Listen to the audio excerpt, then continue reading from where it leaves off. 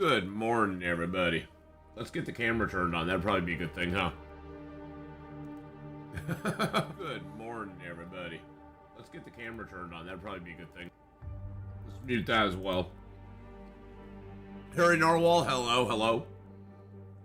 How's it going? Jordo, good morning on the YouTube side. Leonie Lou, welcome as well. How you doing? My hat's all askew. There we go. Marcus, good morning. Silver Skunk, good morning. Trix, how you doing as well? There we are. Perfect. April, good morning as well. Hello, hello.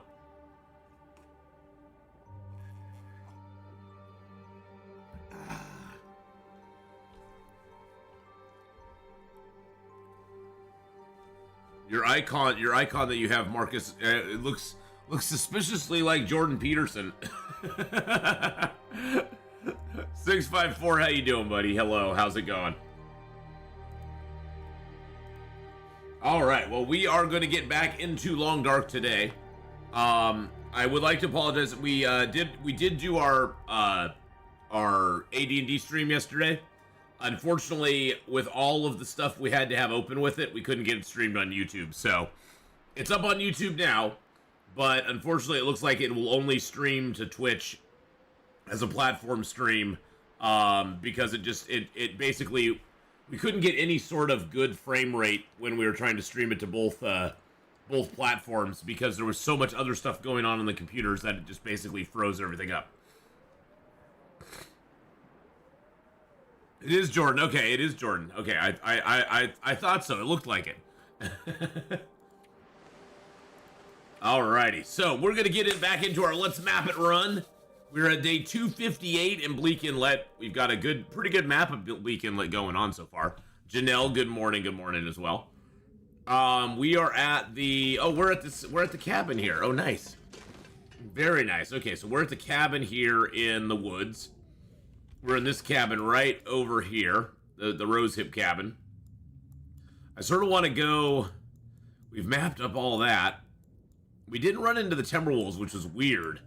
There's usually Timberwolves out here that I was hoping I'd run into. We did get a deer out here though that we do need to go take care of. And we did climb up to the top there, and we did get oh, I have a fresh deer hide on me. We did go ahead and get a deer hide and repair our deerskin pants yesterday, which is really super nice.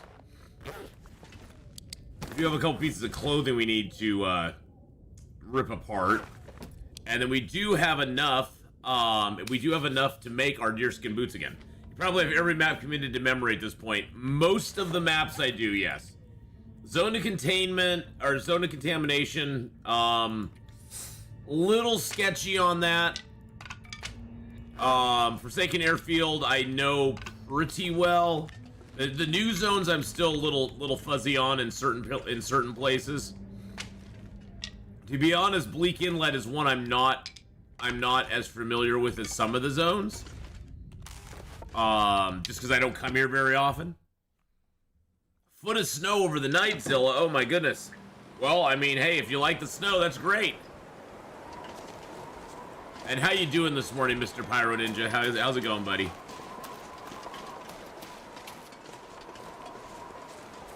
I don't know if we're going to be able to get this wolf, oh, you know what? We could probably find a nook here to build a fire. Can I build a fire in this little nook right here? No, it's probably going to not be. Yeah, it's, oh wait, no, that's sort of in the, that's sort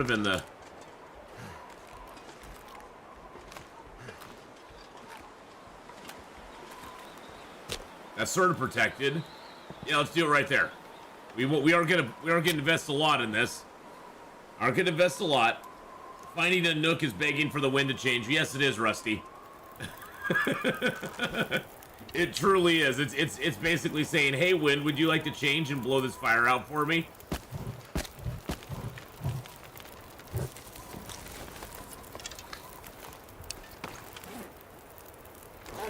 But hey, we have to risk it for the biscuit, man. Doing a push-up challenge this month. Oh god, I don't even know at this point if I could do a push-up. I don't even know if I could do a push-up.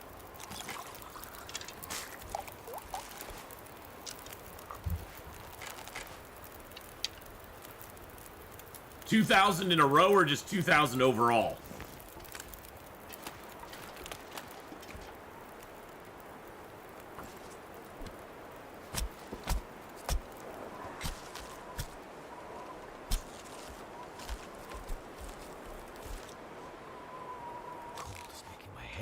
Oh yeah, it totally blew my fire out. Screw it then.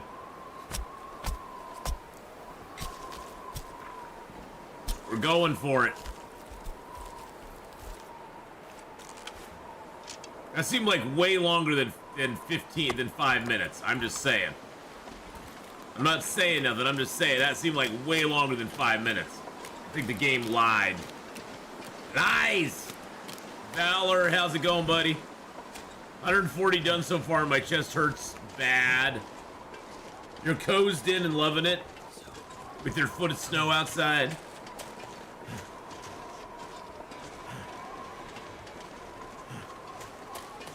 Well, as long as you're warm and safe, there, Zilla, that's all that matters. Okay. Let's drop the hide here. Let's drop... Oh, I did I thought I grabbed the guts. There we go. Alright, let's go ahead and throw all that stuff in here.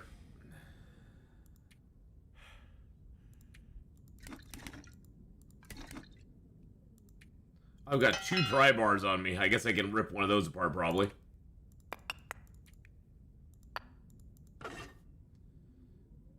I'll throw that in there, too, at the moment. And those in there, and that in there. I had the travois out there, but I really didn't have a place that I could deploy it. Because, unfortunately, it wasn't really deployable because we have to go up a hill to get up to this spot. I didn't know if it could go up there. I didn't know if the travois could go up this little hill here. This little hill here, so we only have 3 bags of meat to bring over, so I figured we'd just lighten up and we'd just run them like we normally do. Southside, good morning, good morning. It's rare I can watch, work and lurk. Thank you, Ath. Oh, Southside, well, thank you for coming by, buddy. Thank you for coming by. I'm glad you're here. So I feel pretty confident on most maps these days. I still don't have a lot of time in Bleak Inlet, Desolation Point, or Blackrock. I suck at navigating the weak ice and muskeg. Yeah, see, for me, muskeg I've become really familiar with. You know, Trevor the Travois doesn't have the same glitch where you hit the deep slope and he disappears. Yeah, I know that. It's just that we were so close to the deer corpse, it seems silly to load the Travois up just to unload it again once we got up here. That was more my thinking than anything. It's like, well, we're gonna get up there. All I got to do is just dump my stuff off, and I can run everything up here. So, Karmakaze, how you doing? Thank you for the follow on Twitch there. But how you doing this morning, Evil Space Monkey? I hope you're having a great day. We got some Long Dark this morning. We got some 7 Days to Die this afternoon. We had a lot of fun with our D&D sesh yesterday. It is up on YouTube now, so those of you on YouTube can catch it. Unfortunately, when we tried to stream to both Twitch and YouTube, my computer was not able to deliver any sort of frame rates or bit rate to both. And we couldn't get it done, unfortunately. So we just had in the end to decide just to go with Twitch. We're gonna see if we can do something different next time for it, but right now that's just the way it worked. So what you gonna do, you know? All right, let's grab everything from there. Let's go ahead and get a fire started here. We'll get this all done. Yes, TGIF is all I'll say. Yep, thank God it's Friday, boys and girls. It's Friday. pack is getting too heavy to carry. Oh, you shush, Will. You shush a daisy there, my friend. Alright, let's put that in there. Let's go ahead and get some meat cooking. There we go, 1332. Let's go 13. And 13, there we go. Ah, thanks for subscribing over on YouTube as well, Karma. I appreciate that. We'll eat down these little meats we got. It was a lot of fun. We had a good time. We had a really good time. And we'll be doing it again, not this next week. We're doing it basically every other Thursday going forward. No, I never put my bow away. Actually, I should have put my bow away. I never put my bow away. I'm always afraid I'm going to get attacked. But I guess I won't get attacked inside the house, Vincent. You're probably right. My bow always stays out. I depend on my bow. Without it, I might get attacked sometime, you know? That would be horrible. If I'm just sitting there cooking and all of a sudden a wolf comes up on me, a bear comes up on me, it'd be very scary. Alright, so we got the birch and the stuff curing here. That's great. I was playing a game for years and our group just stopped. I need my fix. Some days, Janelle, it's like that. Really? Really? That's how it was for me and my D&D group originally. We were playing for years and just out of the blue, nobody was doing it anymore. Cricks just gifted 5 memberships over on the YouTube side, going out to Old Fart, A. Wilson, Beetlebee, Obvious Waldo, and Bobby Boring. Welcome all into the Ath Pack, guys and gals. Cricks, thank you for being so generous over on the YouTube side. Thank you for gifting out those 5 memberships over there. Yeah, getting a group of people together to play D&D like on a weekly basis is kind of a tough thing to do, just because, you know, everybody's got so much going on all the time. It's a lot busier world than it used to be, I guess you could say.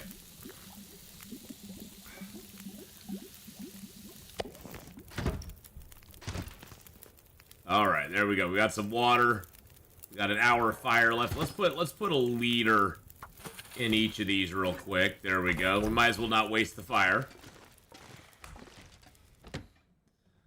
Okay.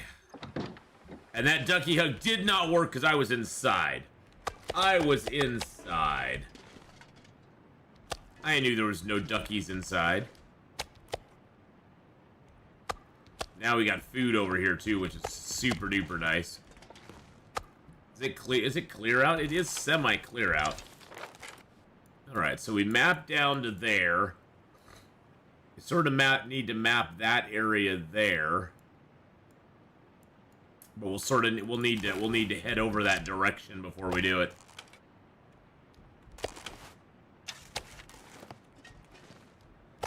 It was always difficult. We were only doing it once a month. Yeah, unfortunately, with something like that, Janelle, you need to at least do it once every other week.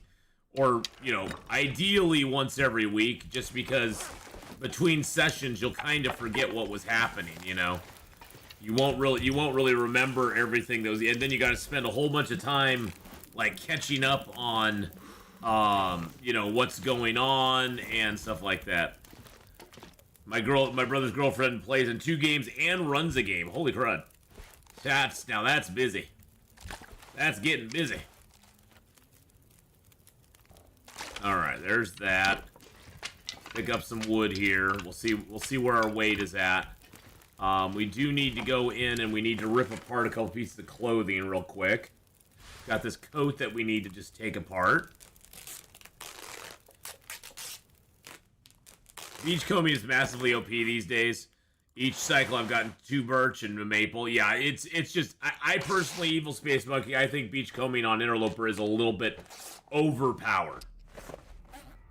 I think it needs to be toned down just a little tiny bit. I think it has way too much. You get way too much good stuff way too easily from it.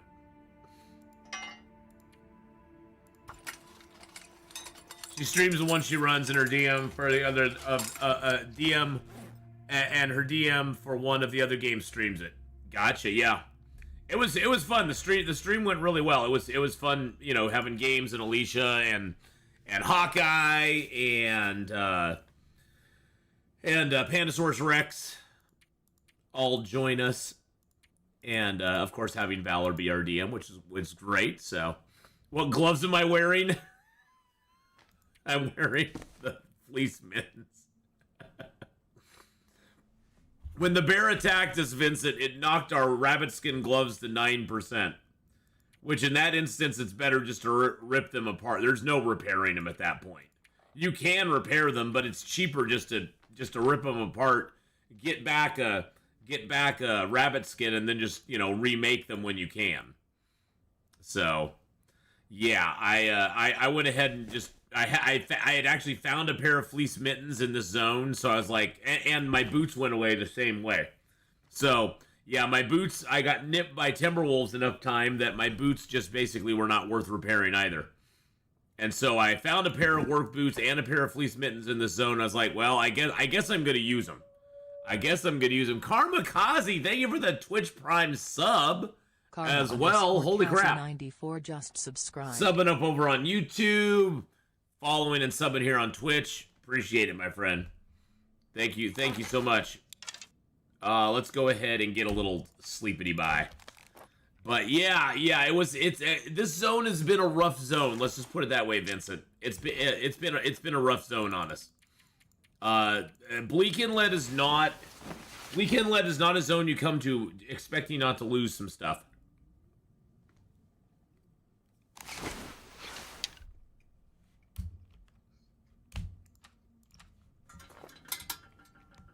Losing arrows, losing clothing, losing your Galdarn mind.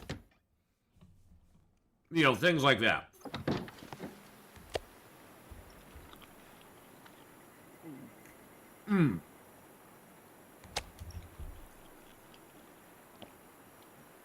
That's where the fishery is? Yes, that's where this zone is where the fishery, the cannery fishery is at. Rough zone is what I call on my knees when it's cold outside. Well, that's true too.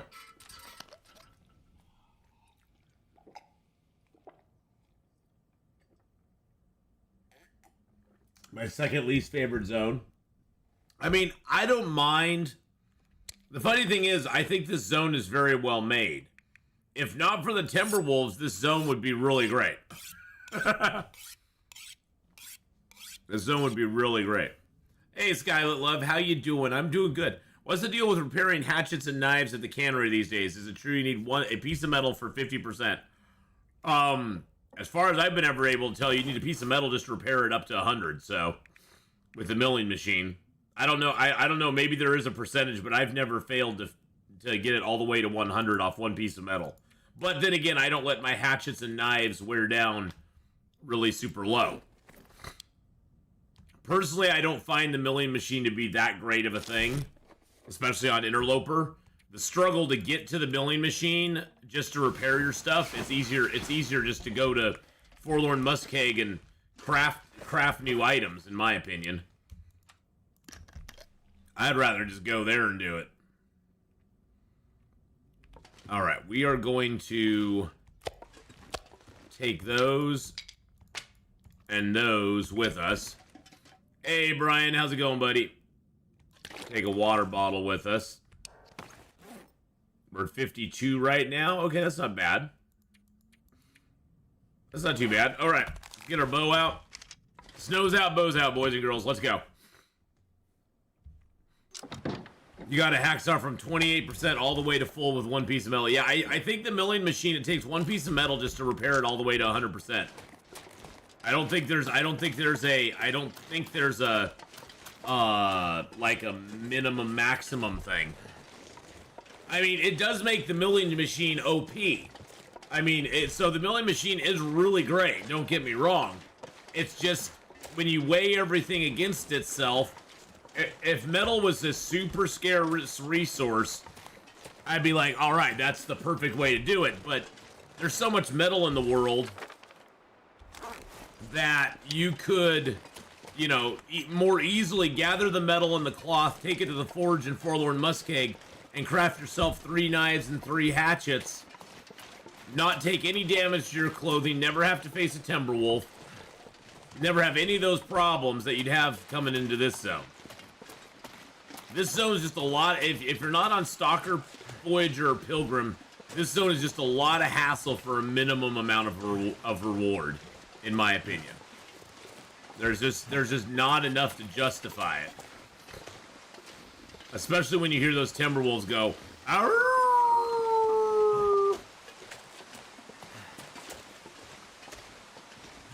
That's just annoying.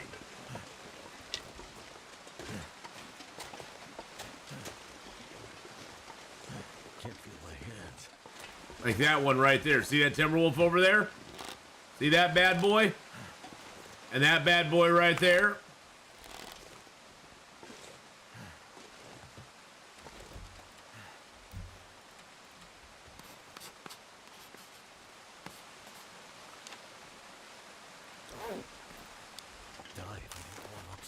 Those are the bad boys I'm talking about. Then we're gonna have to... Okay, oddly, that one got scared by me.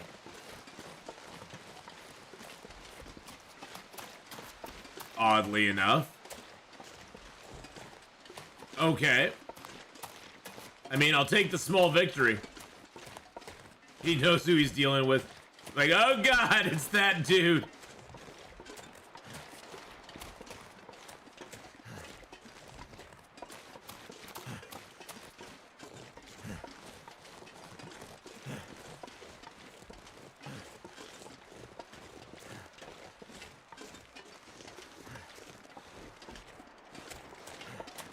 Okay, that was weird. Timberwolves are the mean girls of Great Bear. Yes, they are. They're the plastics. And those are the plastics.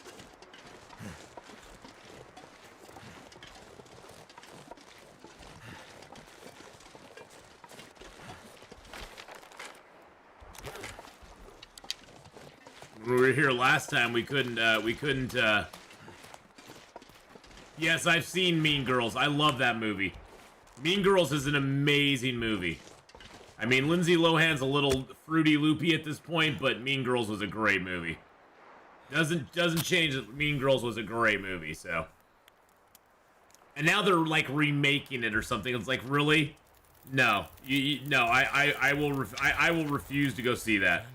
You might as well just go watch the original Mean Girls 5 or 6 or 7 or 8 times. It still holds up to this day, so. I forgot I still had cabin fever risk. It's rare to see you carrying 10 arrows in a region full of Timberwolves. Well, you know, I had more arrows when I came here first.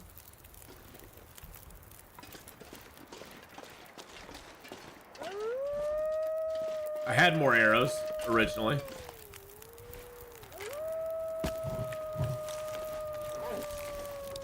Hey guys, how's it going? How you doing?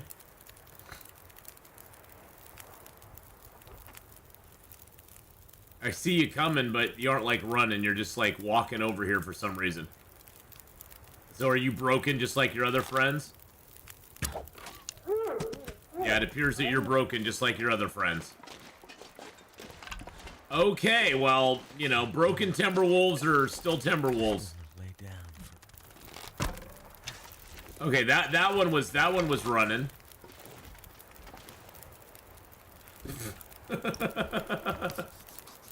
Broken Timberwolves are still Timberwolves, I guess. Swear to God. If they weren't so broken, they might actually be kind of cool, but they're so broken they just don't function. They're too broken to function, guys and gals. That's the problem with them. I don't understand.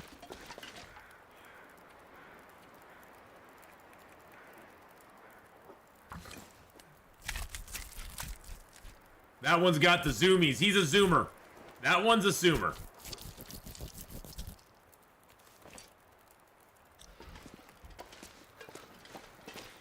I still say they could redeem the entire Timberwolves could be entirely redeemed if they just gave them their own pelt. If Timberwolves had a Timberwolf pelt, is that a Timberwolf way up there? If Timberwolves had a Timberwolf pelt, they could totally be redeemed. It'd be like, okay, I get it. That's cool.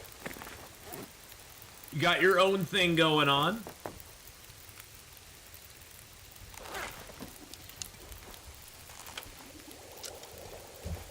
Drink a birch bark tea.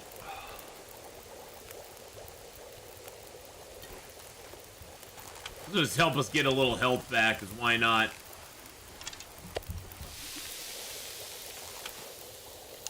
Hot and hot. They're hot stuff, baby. Timberwolf socks for the win, I know. Something like that would be awesome. Drink another hot tea. Grab ourselves a torch.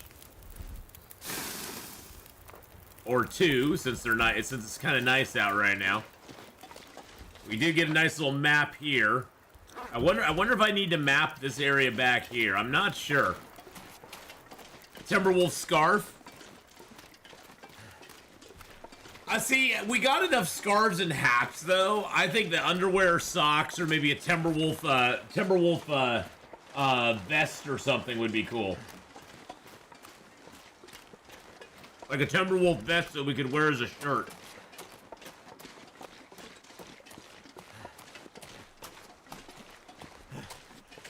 Timberwolf pelts could be like the ultimate item they could add in that you could like stitch into your clothing and make it warmer. That'd be cool.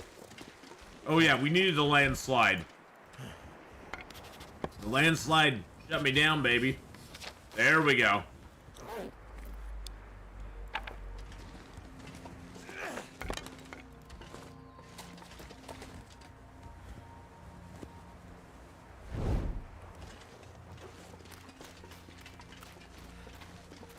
Cougar underwear. Woo!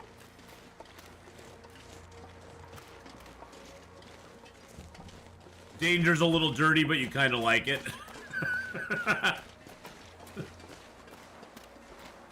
Yes, indeed. Oh, my. Yes, indeed.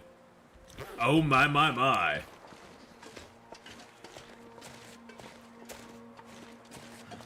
The Cougar underwear just feels naughty, but you just can't stop doing it.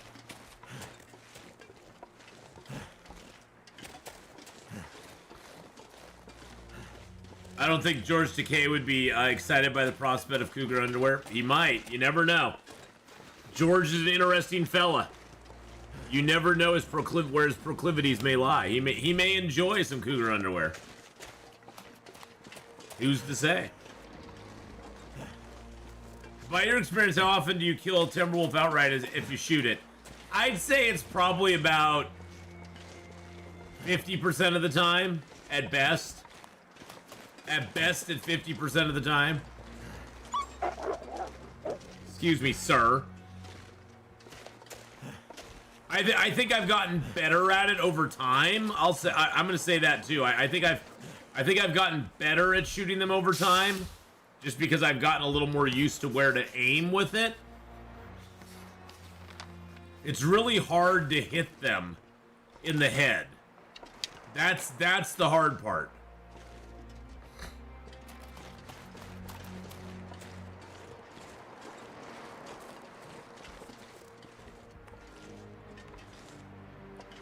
Someplace to escape this cold.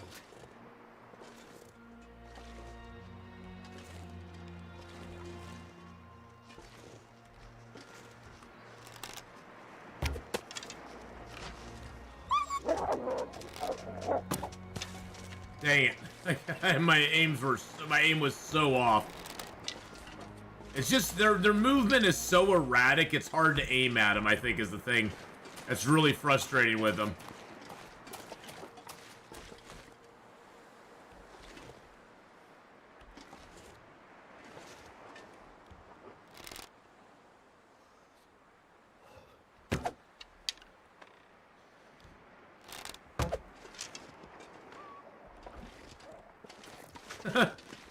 Yeah, it's just so hard. Yeah, and they do have higher hit points, so you have to. It's kind of like the moose. You have to get that crit. If you don't get a crit on them, it's very hard to take them down with one hit. That critical hit is rather important with them, sort of like the moose. Because you can hit them a lot. I mean, anywhere but the head. And you're kind of looking at, well, maybe I'll kill him, but most of the time I probably won't. Probably won't be able to. Hey, Fire, good day, my friend. And they drift all the time. They look like they're walking in one direction, then they kind of like slide almost. They almost do the electric slide. And you're left going, what the heck are they doing? What are they pulling here, buddy? Like, hey, bud, what are you pulling? Stop it.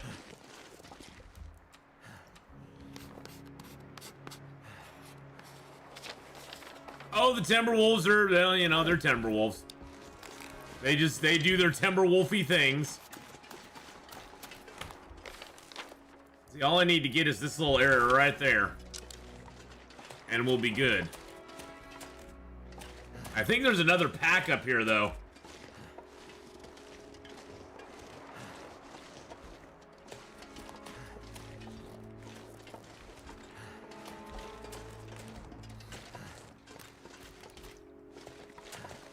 The Timberwolves are the worst boy band ever. They are, without a doubt. Just want to come say hello because I got to go to school. Oh, yeah, Fire, get to school. Have a good one, bud.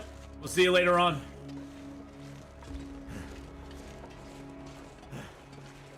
Were there really only 2 Timberwolves over here? That's wild.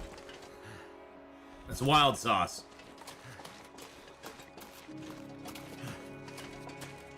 I usually don't go up this road. I'm curious if there's anything up it that I've ever missed.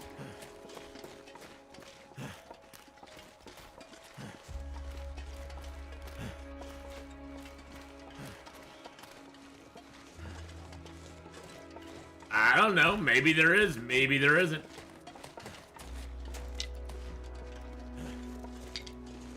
There's places in Bleak Inlet I usually do not, like, go to, so... Especially ones that have blocks of a little bit of snow bands on the road that I can't get by.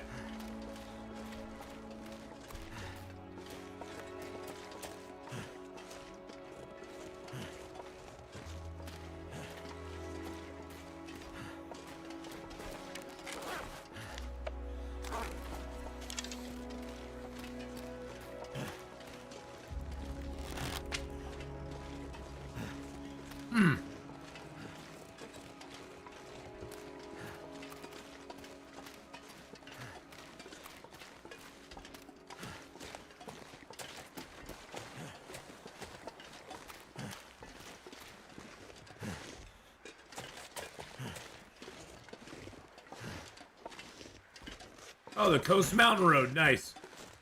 Well, that's one I haven't done yet.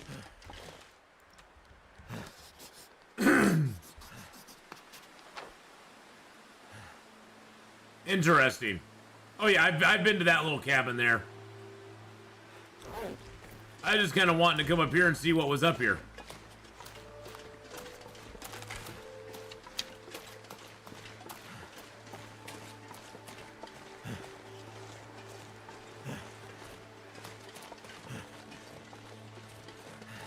There's a deer down here, too. I say we go pick his corpse.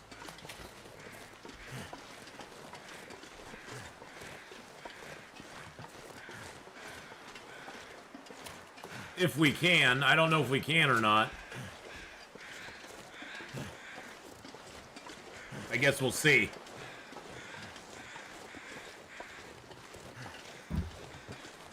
That looks like a very steep fall down there. There we go.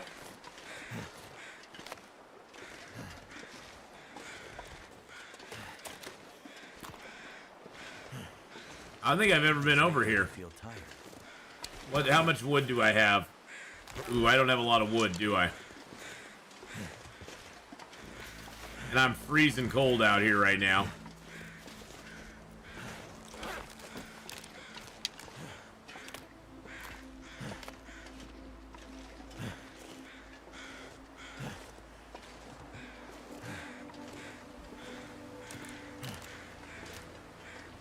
Is that a little climb over here? I've never seen this area before.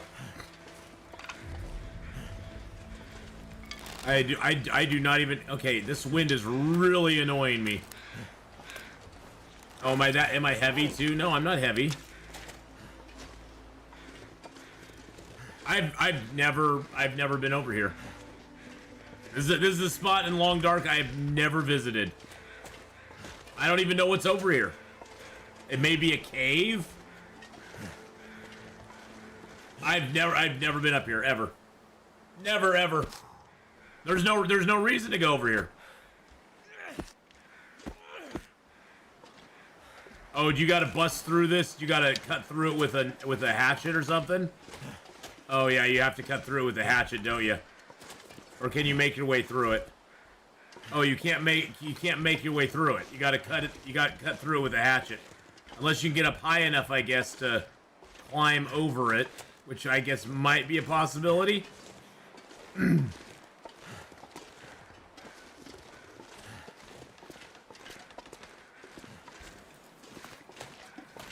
Nope.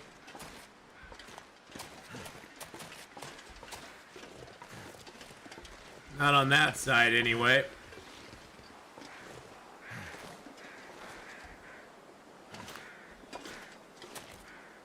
Nope, I didn't get up high enough there either.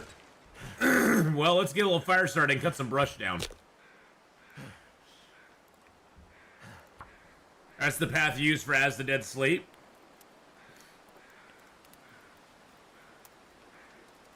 You can walk through it regularly. Oh well, I tried. I didn't see it. So we already started the fire, and I'm cold. I need to warm up anyway. So we're gonna warm up real quick, and then we'll cut down some of this brush. Because why not? There we go. Look at that. Look at us cutting the scrub brush down. Bye bye scrubs. Bye scrubs.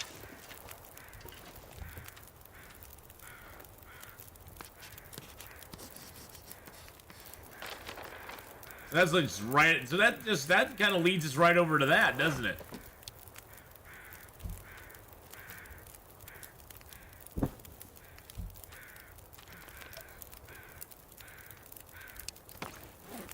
Interesting.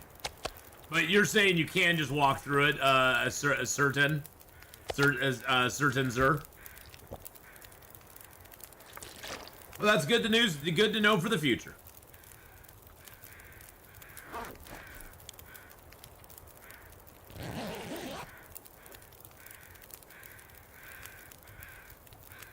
I was hoping our fire doesn't get burned out. We're warm enough now that if our fire did get burned out, it wouldn't be the end of the world, so.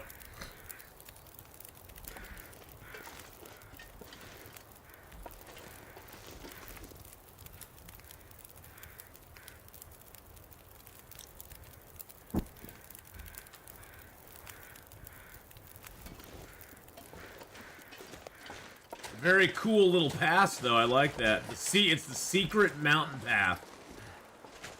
Did it put that? No, it didn't put it on my map. Gosh dang it. Dag nabbit. Okay, well let's go back here and we'll map it up now that we know it's there. I should have done that first. Secret mountain path. No, it did it. Grr. So I have to come up here and do it, where it actually shows it to me.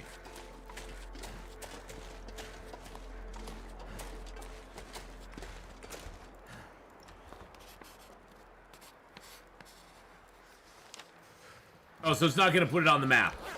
So it just lies. It lies. Lies! Don't have a name thing on the map and then not give it to me. That's just rude. Hey, Ath, I recently hit 100 days on Voyager for the first time, currently on day 111. That is awesome. Elation, that is awesome. Congratulations. This mountain's got a secret. It's got a secret. It's true identity. Secret, secret. It's got a secret.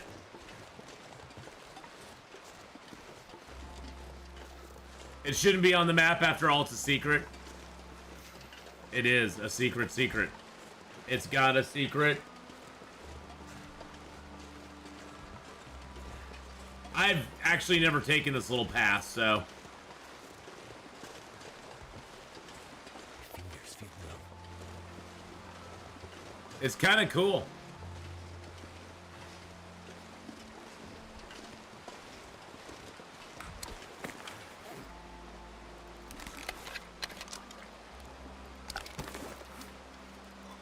Let's drink a cup of coffee, a cup of Joe. The Alpha Timberwolf incoming. This is where the Alpha Timberwolf comes into play. Too cold to think.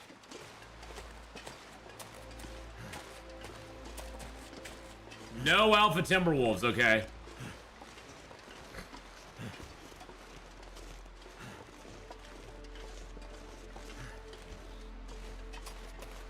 That looks like a little hole you could probably build a fire in and have it last for a little while. If we had enough fuel to do that. The goat at the end of the path puts you right in front of the signal void. Yeah, I figured it was going to dump us, like, right over here.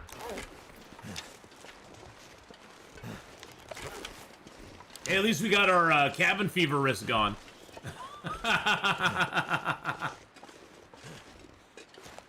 But again, Elasian, congratulations on your achievement there. That is awesome, man. Just keep going with it, you know. Get comfortable and then maybe move up to Stalker after that.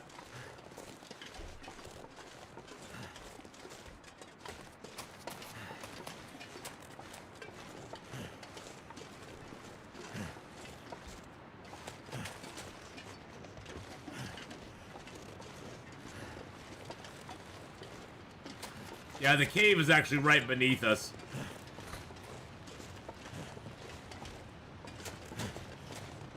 The cave is right down there. I think I might just go ditch into it, too. I wonder, can I get down here? Is there a way to get down without dying?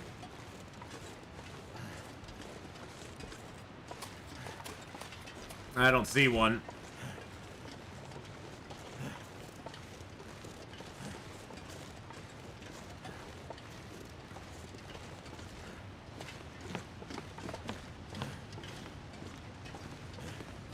You must complete the path. I don't have to do nothing. I can do whatever I can do whatever I want. Keep going, you'll hit a nice spot to warm up. Okay. It's gonna be fine, boys and girls. It's gonna be fine. Everything's gonna be okay.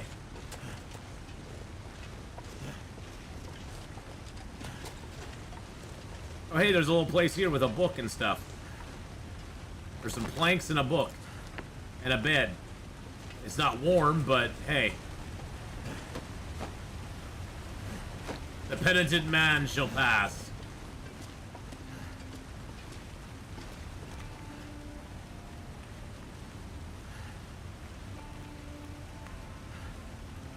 This is gonna hurt. Ow, that hurt a little bit. That's okay. We'll make it. I knew that was gonna hurt, but I still wanted to get down. I didn't care at that point.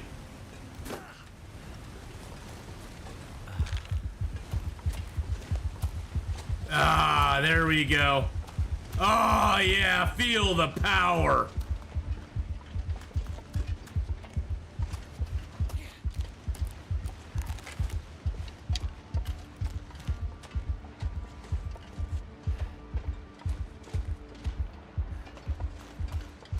Feel the raw power, boys and girls. Oh, yeah.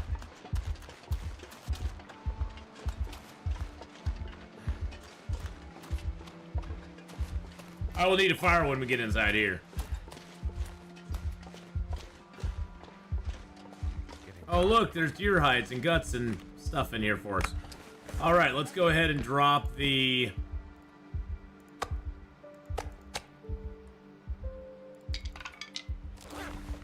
And snap into a Slim Jim. Let's eat our prepper's pie. Yum, yum, yum, yum, yum, yum, yum, yum, yum. We got most of it down. That's good. That'll give us a nice boost on health. There we go. See, that gave us a good little boost. All right, let's sleep for an hour.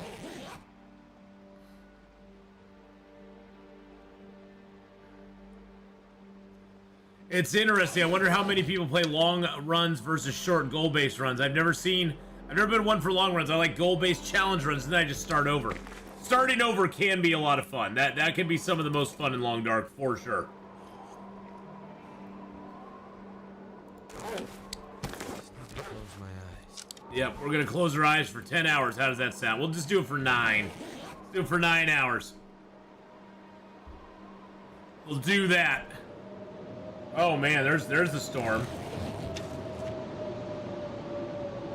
Oh yeah, look at that storm out there. Holy macchioli. Let's drink that. Let's eat the final part of our prepper's pie.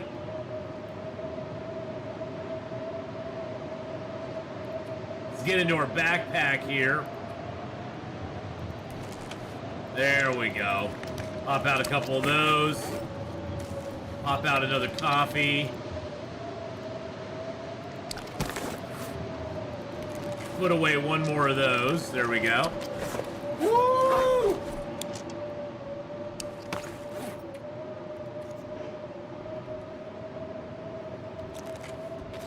I mean, we got a pretty decent map of this going on. We do need to get a little bit more down here, but we also need to map up towards. Basically, we're now right here in this cave, and we need to map up this area over here, all along the frozen delta. Need to map all that up. I wonder how we're doing on overall surveyed locations. We got 15 to 17. We need the last resort cannery and the ravines and waterfall. Oh, that's interesting. The ravines and waterfall, I would assume, is up here. Maybe. I wonder if the ravines and waterfall is like down over here or something. It might be over there.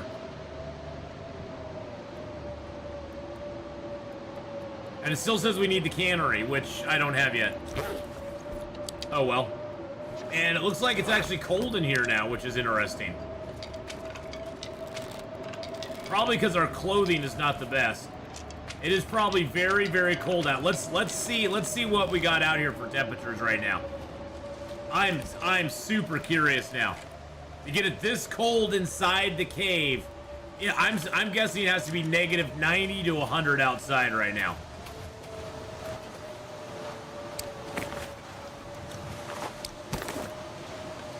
It's negative 97 out right now. Negative 97.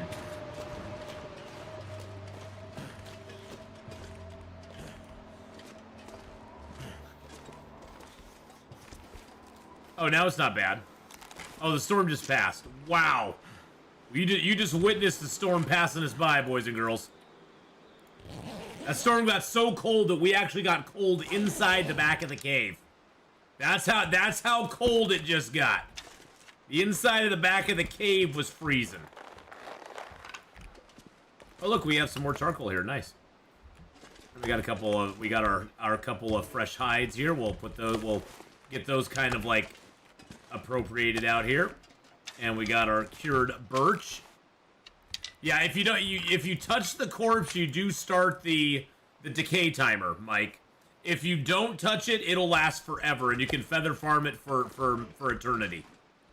But once you actually touch it to do anything, even just to look at it, you start that trigger, and it starts decaying from that moment forward.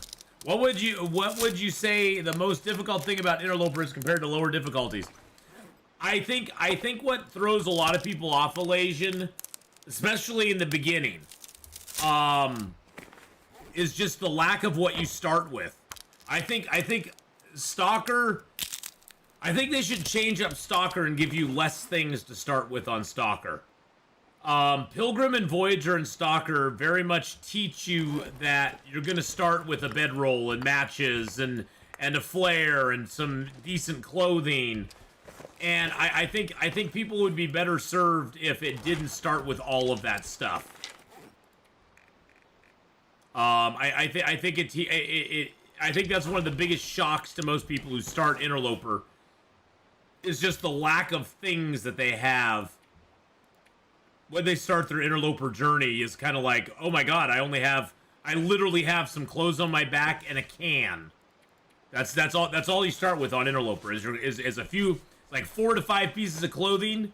You usually on Interloper you will have a pair of underwear, a pair of boots, a pants, and some sort of shirt. So that's usually the 4 things you start with. A pair of underwear, a pair of regular jeans, some tennis shoes or some loafers, and a shirt, and that's it. And a can. And you start with a single solitary can. And so I think for a lot of people that really throws them for a loop, because it's like, holy crap, I have like nothing on me. Hey, Chaos Bite, how you doing? So that's probably the biggest thing. And then after that, it's just lack of resources.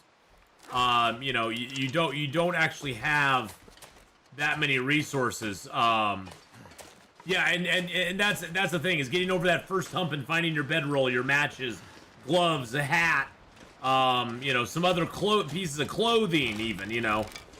Finding more clothing is a challenge as well, so it's that, you know, I've always said Interloper is like, it's something you have to take in stages. You first have to get over like that 10-day hump where you're trying to find your basic resources, matches, get water going. Because in Interloper, the first priority you have in Interloper before and above anything is getting water secured. Food you'll find here and there, so food's not as desperate, but getting water is definitely a major priority. And depending on what zone you're in, the challenge is different. Because say you spawn in Pleasant Valley, well, you can always head to the farmhouse and get some water out of the toilets. But say you start in Forlorn Muskeg, there's no toilets. You have to find matches or you're not going to survive, because you won't be able to make water for that first night. And so you'll go thirsty the entire first night. So depending on where you go, the challenge kind of morphs a little bit. But yeah, matches and water. There's the Ravines End waterfall. Is that gonna appear on my map now, or do I have to map it? I bet I have to map it, huh?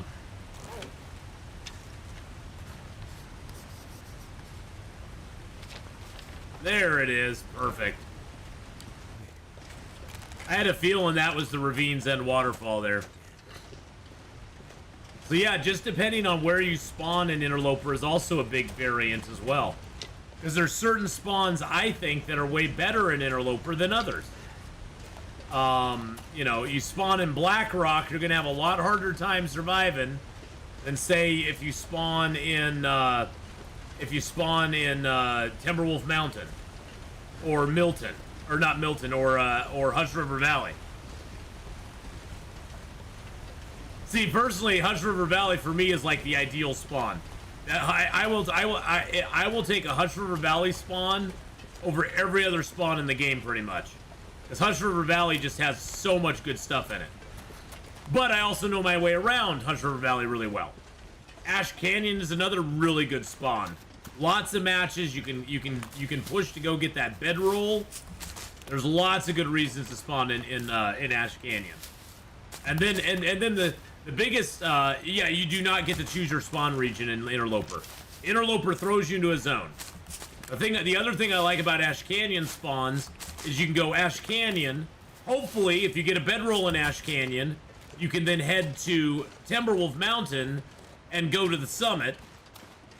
And then you can go to the Mountaineer's Hut, drop into Pleasant Valley, hit the airplane. There's so many good kind of routes that you can go out of there, depending on what kind of loot that you find along the way. There's so many different routes you can get out from Ash Canyon. So Ash Canyon is really nice. The reason I like Hush River Valley is you leave Hush River Valley with pretty much everything you need to go to a forage run in Forlorn Muskeg. So you pretty much have birch and maple. You got your hacksaw to cut it down with. You can head right out of there, go right into Milton, and do your stuff there. And then you can go right off into Forlorn Muskeg and do a forge run and biggity bangity boom, just like that. Bob's your uncle, and you got that all done. So.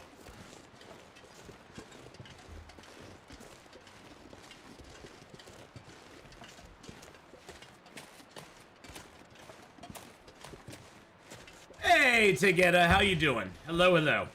I'm gonna grab one more old man beard here. That should give me 3. Actually, you know what? I'm gonna grab 2. I'm gonna grab this other one. That way we'll have a little bit left over, just in case.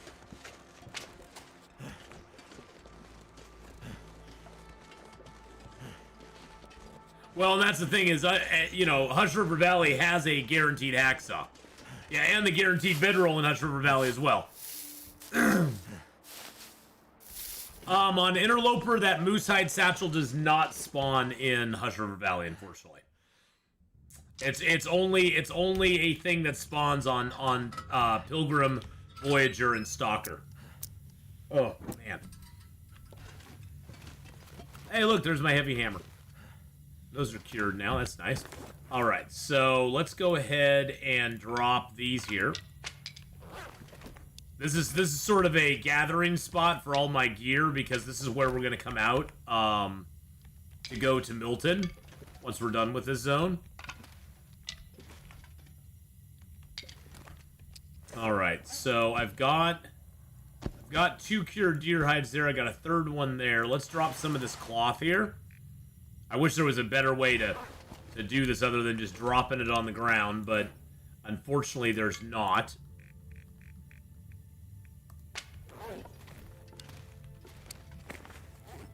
I wish there was some sort of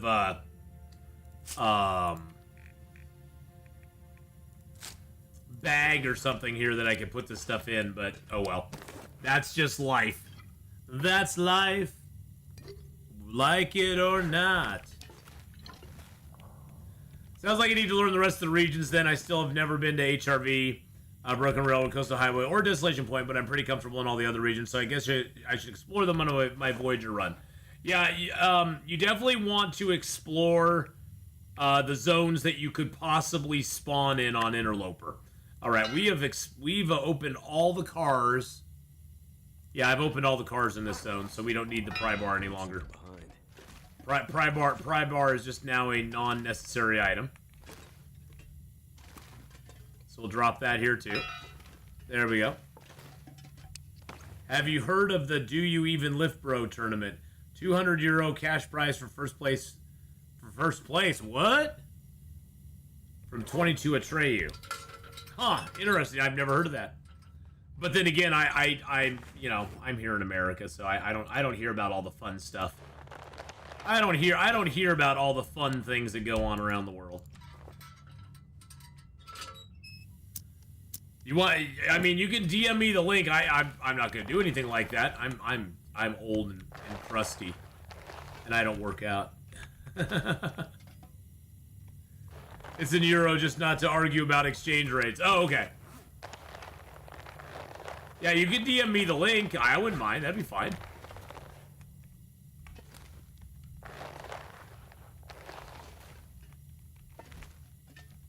There we go. There we are. All right, let's drop the metal here. We can get more of that. Oh, I need to make up my what regions can you spawn in Interloper? So in Interloper, you can spawn in Ash Canyon, Timberwolf Mountain, and Blackrock, and Pleasant Valley, Desolation Point, Hush River Valley, and Forlorn Muskeg. Those are the 1, 2, 3, 4, 5, 6, 7, 8 zones that you can spawn in now. So you can spawn in those. You can basically spawn in those 8 zones. So you'll never spawn no, you won't spawn in Coastal Highway. Sorry, Desolation 1, 2, 3, 4, 5, 6, 7. So there's 7 zones. You'll never spawn in Coastal. You'll never spawn in Coastal, Mystery Lake, Bleak Inlet, Broken Railroad, or Mountain Town. I don't know. Can you spawn in Forsaken Airfield on Interloper? I don't think so. I don't think you can. I'm pretty sure you can't.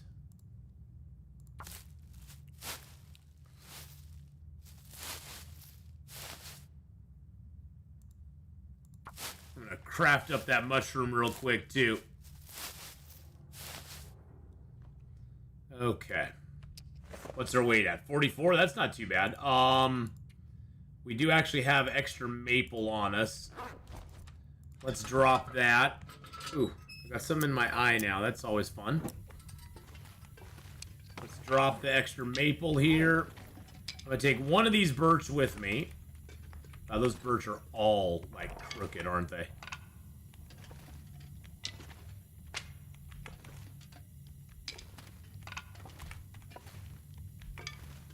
Actually, you know what? I already have arrow shafts back at the... I already got arrow shafts back there. I think I'm just going to drop the maple here, too. Some of those rope climbs, I look up and almost faint. Yeah, you know, the thing is that they added the crampons into the game, which really, I think the crampons really super help on those climbs a lot.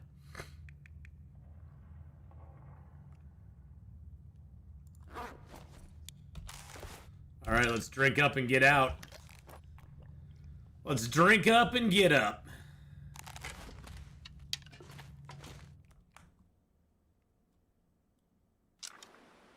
Now, there are a couple hunting blinds around here. There's like a couple different hunting blinds. Let's go see if the moose is up first.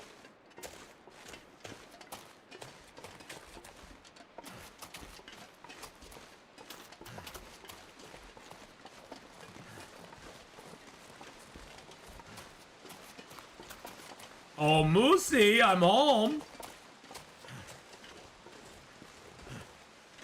I want to get up to that little peak there and try to map from there if we can. The crampons are nice when you're climbing a long rope for sure, Marlo. I don't generally wear them because I prefer to have the extra insulation on me. But the crampons can be a very useful item for sure.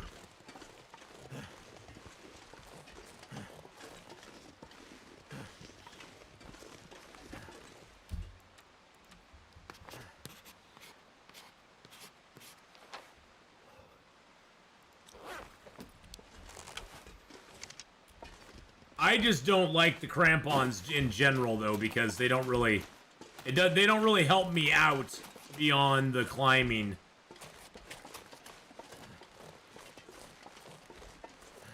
I'll go get that birch bark in a second. I want to get the blind here first. Let's grab the rose hips behind it.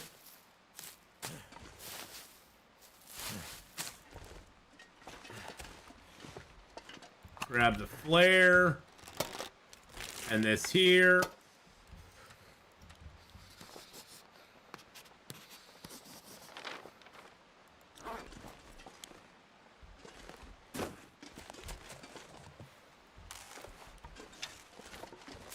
I think I hear the moose over there, but I'm not one.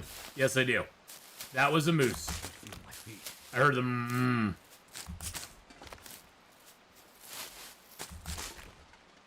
I don't know where he is, but I hear him.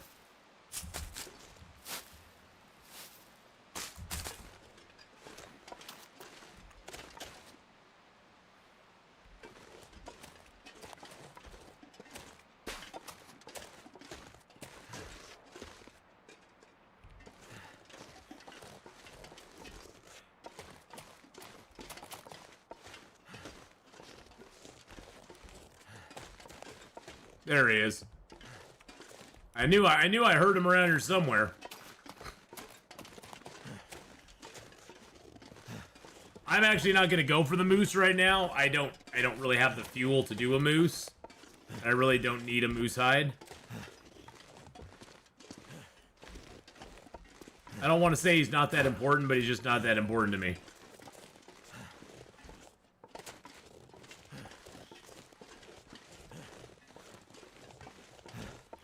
sent you the link. In a nutshell, it's a challenge to get 7 batteries to the top of Timberwolf Mountain as fast as you can.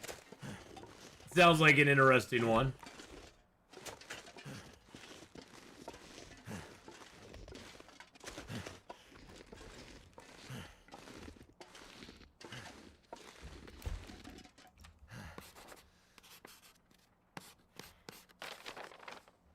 There we go.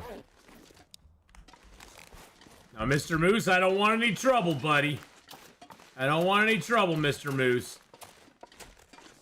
Just stay clear of me, I'll stay clear of you, bud. It's all gonna be okay. We can agree to disagree. Well, I mean, I use the batteries to repair the lookout towers.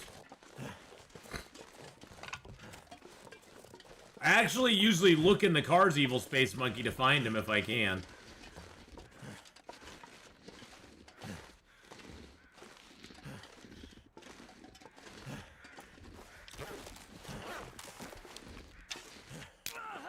Really? Seriously?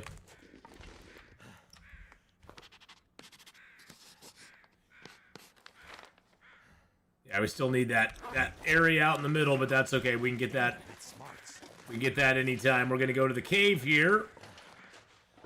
Ditch inside.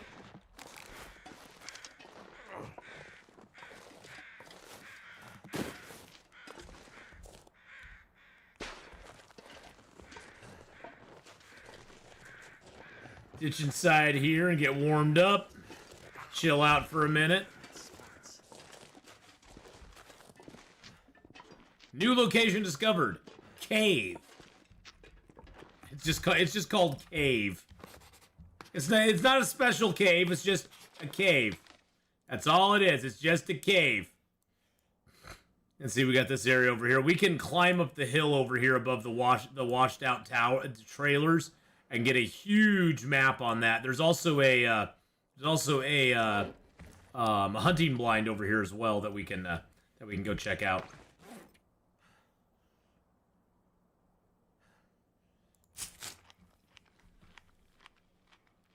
Feed a few kitty cat tails down. Looks like we do need to make a little bit of water. Probably wouldn't be a bad idea to have some water here.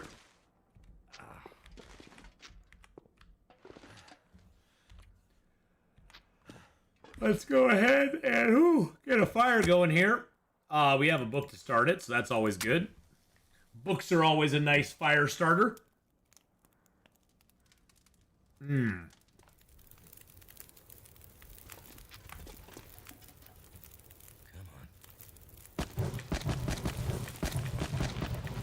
Let's get the sticks on it there, and then let's make a little bit of water for ourselves.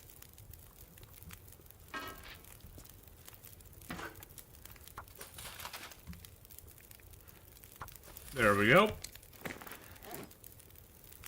I do have some more stuff I can prepare up. Prepare up a rose hip. And I can cook those, and that gives me some water as well. Yeah, I can get more mushrooms, so I'm not going to worry about that.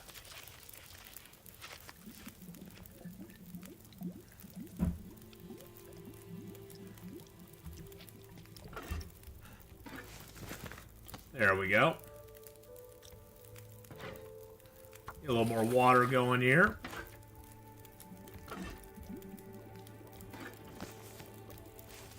This is actually a super chill cave just to kind of come in and chill out for a little while. Spent a lot of hours in this cave. Because this one's a nice little cave. It's right along the wall here, right on the way out to Forlorn Muskeg. So you can go from the cannery up to the trailer, up to this cave, and then right out. And usually there's some Timberwolves like in this area. There's usually a pack, but I haven't seen them today, so... We'll go with that.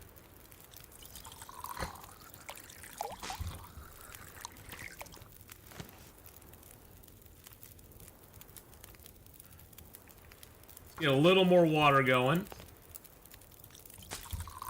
Get a few more teas cooked up. We'll just cook up all of our teas, because why not? We don't need the cooking skill ups, but hey, let's cook the let's cook the potato too. Get ourselves a baked tater here. Potatoes. We'll boil them, mash them, stick them in a stew. Yum yum. 26 minutes till that's boiled. Let's just do a half liter in the other one. There we go. All right, let's drink down some of these. Drink all of that all the way down. Get rid of our nasty stuff. Drink these down just to get our water back. And then we'll put a few more of those inside there. Put one of those inside here. I like to keep a couple of them out. Yeah, let's just put the... There we go. Put those back in there. That's already full. We got our coffees in here. Let's keep a couple coffees out. Just in case we need them.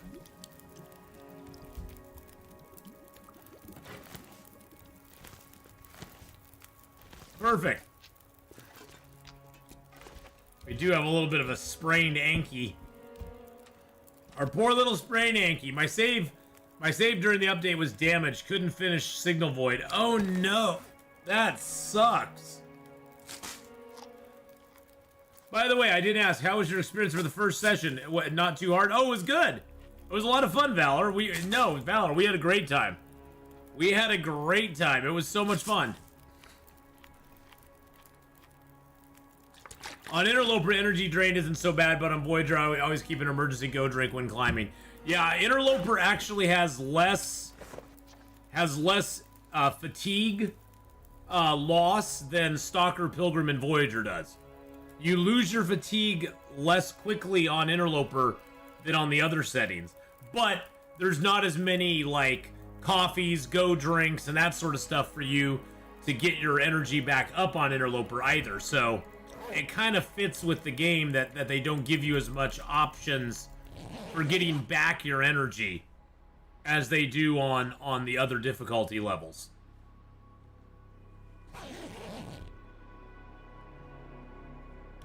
So the regions, and by the way, I think I went over the regions you can spawn in and can't spawn in, but yes, you cannot spawn in Coastal Highway, Mystery Lake, Bleak Inlet, Broken Railroad, Mountain Town. Well, of course, the Ravine and Crumbling Highway you can't in any fashion. But those are the zones you can't spawn in Interloper, and you don't spawn in the new area either. So you only have like these 4 zones over here, Desolation Point, Forlorn Muskeg, and Hush River Valley that you spawn in. Most of the time you'll spawn on this side of the map. But you might get that rare Desolation Point spawn. The biggest problem with Desolation Point over all the other areas that you spawn in is every one of these other spawn areas that you spawn into has lots of cattails. Pleasant Valley is probably the least amount, but even it has cattails in it. Desolation Point has 0 cattails. And cattails are like a huge thing for Interloper players. That's like your bread and butter in early Interloper is you kind of live off cattails for a while because you don't have a lot of food. And now with the vitamin C thing, cattails are almost even more important now because they give you that early game vitamin C, which is really good. But you can also supplement that by making sure that you pick every rosehip, every mushroom, because all the mushroom and rosehip teas have vitamin C as well. So that can help you out a lot in the early game too. It mainly, more than anything, going from Stalker, Pilgrim, and Voyager into Interloper, you have to kind of change your mindset of how you approach the game. Because the way you approach the game has to be a little bit different than the other difficulty levels. Just because there's just so fewer... You have less options of stuff. Less options of clothing, food, less options of a lot of things that you just kind of take for granted in Stalker, Pilgrim, and Voyager. So I don't know why my brain always goes Stalker, Pilgrim Voyager because it's actually Pilgrim Voyager Stalker. But I always put Stalker first, I guess. I don't know why.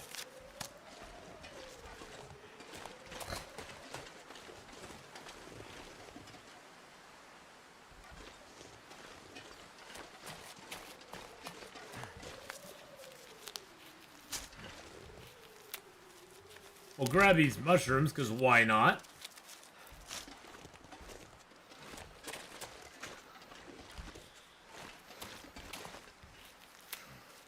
I know there's a pack of Timberwolves around here somewhere. I'm just waiting for the other shoe to drop here.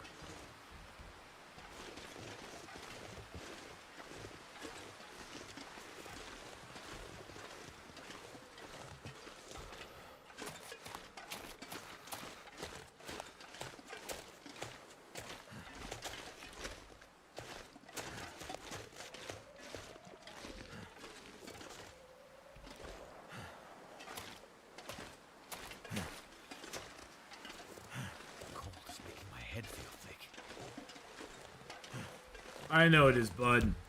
We gotta get a little mapping done here. It's gonna be a little cold for a hot second. Nothing we can do it. Yeah, we saw the moose up over here, right by the by this hunter's blind, but I didn't care to take him. So I didn't really want to. It's a lot of hunt for nothing we really need. I mean, I guess we could use the food, but I didn't really have a lot of fuel either, so. I often see people say they wear ear wraps over crampons, but I always wear crampons over ear wraps. I always feel crampons were one of the best items in the game. I usually wear the, see, I don't even wear the ear wraps anymore, because now that we have the improved insulation, it's better than ear wraps. So I usually wear that over the, really, another locked box. I don't know where the memento keys for those are, even.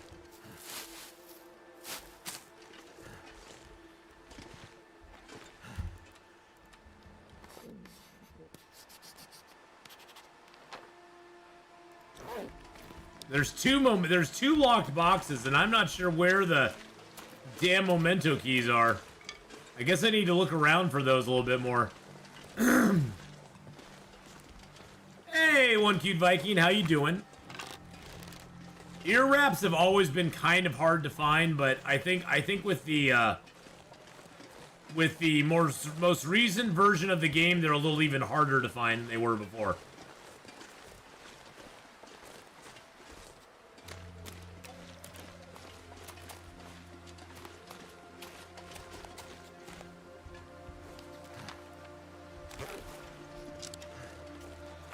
There's this birch. Where's my buddies? I don't see my buddies. It's kind of making me a little nervous. My buddies are not around.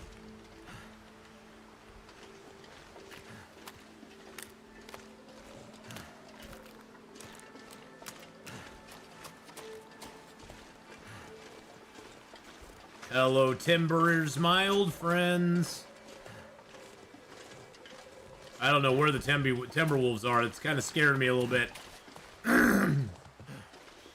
But yeah, Marlo up north. I found, I think, one head wrap in this run so far, and that's been it.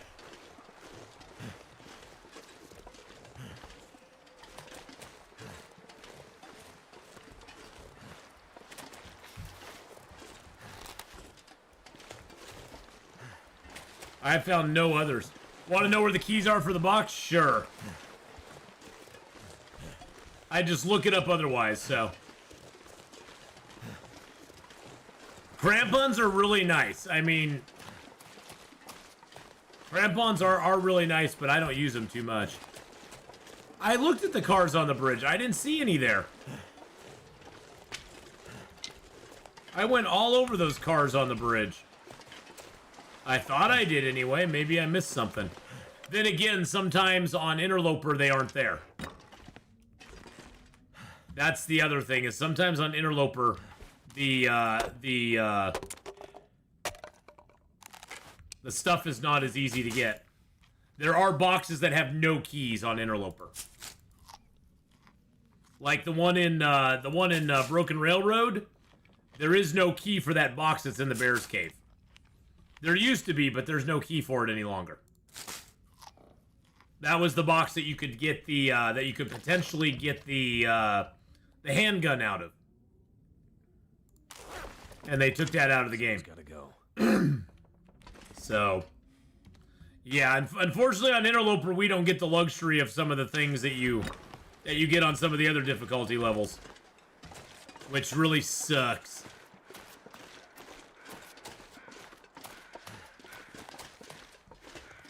Yeah, you really just have to be okay with it, Jordo. You have to get to the point where you don't freak out every time you're losing health. I mean, there are points where you do have to freak out and be a little bit like, okay, I really need to manage this. But most of the time, you just have to be like, you're gonna lose health.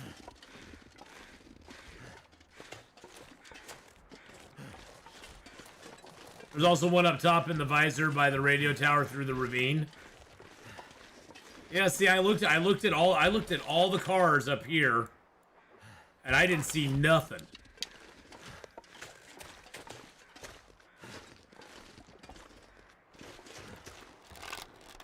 We'll go check it out again before we leave the zone, but I'm just saying, I don't know if on Interloper you get any of the keys for those boxes.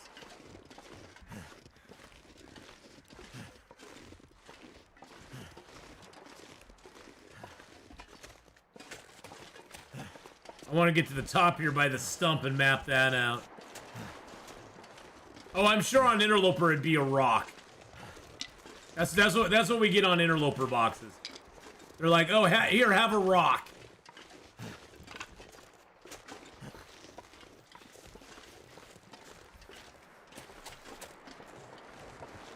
Couple birch right there. Hey, a cup of coffee. Look at that, we got a cup of coffee.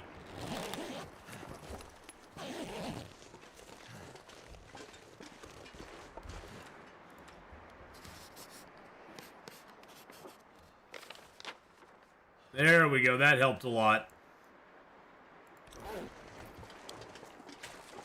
Now we'll take them birch. Yeah, on Voyager you don't lose a ton of health. Health loss on Voyager's pretty minimal. Can't feel my hands. I know, bud.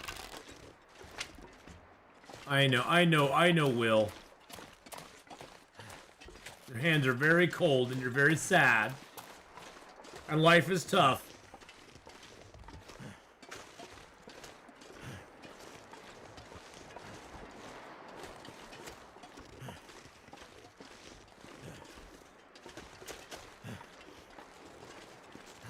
Well, that is so. One thing about this zone that's so cool is I've never been on that that secret path before, so that was kind of fun to go on.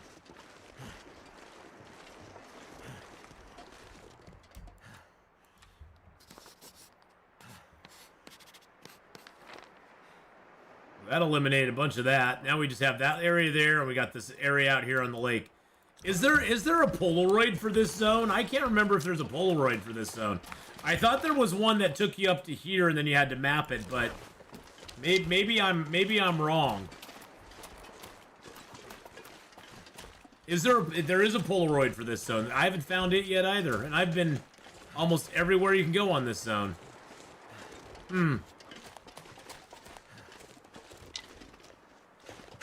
That makes me sad.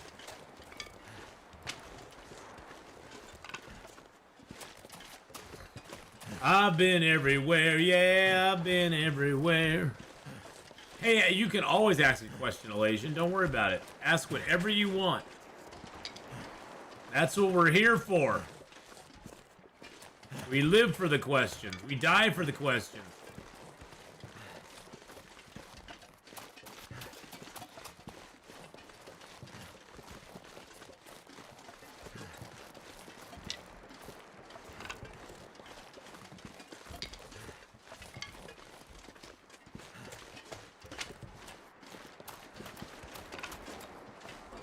I think there's the possibility of a Polaroid in the Echo radio tower. Yeah, I'll probably have to do a little a little more exploration once we, Actually, I do want to travel up to the top here.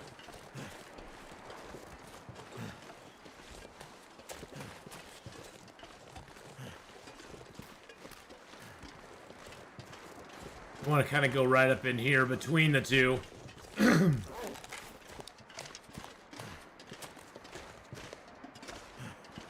There's 3 locations for the Polaroid in this zone. Okay. There's not a lot of spots it can be, unlike some zones which have like 5 to 7 locations.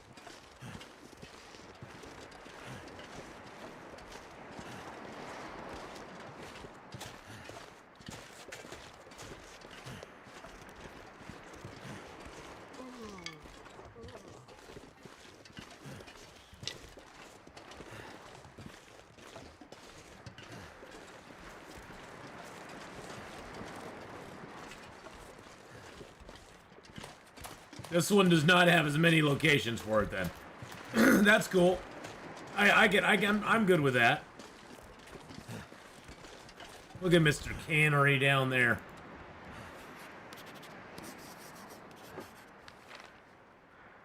Last Resort Cannery. I think I finally got it. God dang, that was a hard map to get. So as I said, I stopped using weapons other than the bow or the flare gun in my Voyager run. Are there any other self-imposed limitation challenges I could try to set myself up in Voyager to help prepare me for Loper? I would say do some practice,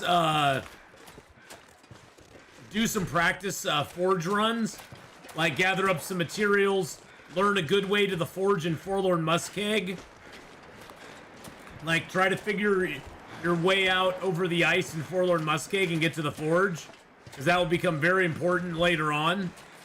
The Forlorn Muskeg Forge is definitely one you'll want to use down the road, and you'll want to have some expertise at getting to that forge.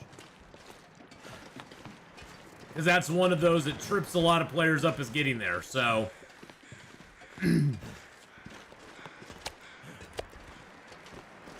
I'd say practice that a bunch. And that will probably help your long-term survival chances. Quite a bit.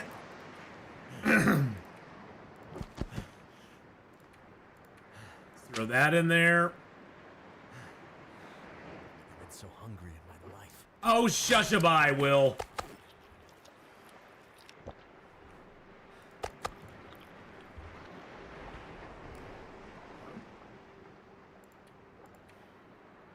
Yeah, one of the things you can do to kind of practice for a Loper run as well is start up a Stalker run, and the moment you spawn into Stalker, just drop everything but like your clothes and a can. Just drop everything else.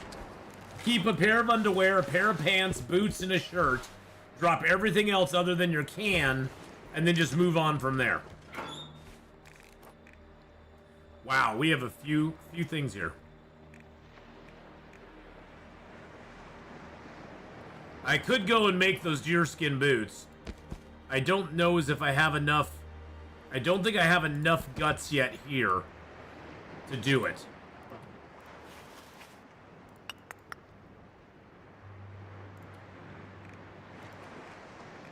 Yeah, I don't think I have enough guts here yet to do that.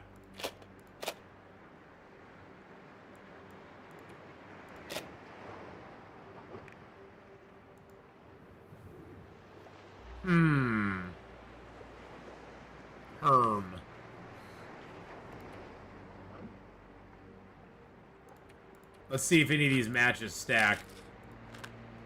Nope, I'm gonna take my 5 and my 7.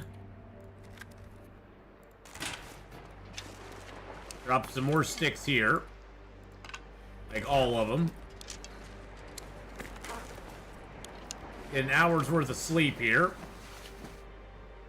Send you Discord message with the map just to ease your life if you need it. Okay, cool. Thank you, Valor.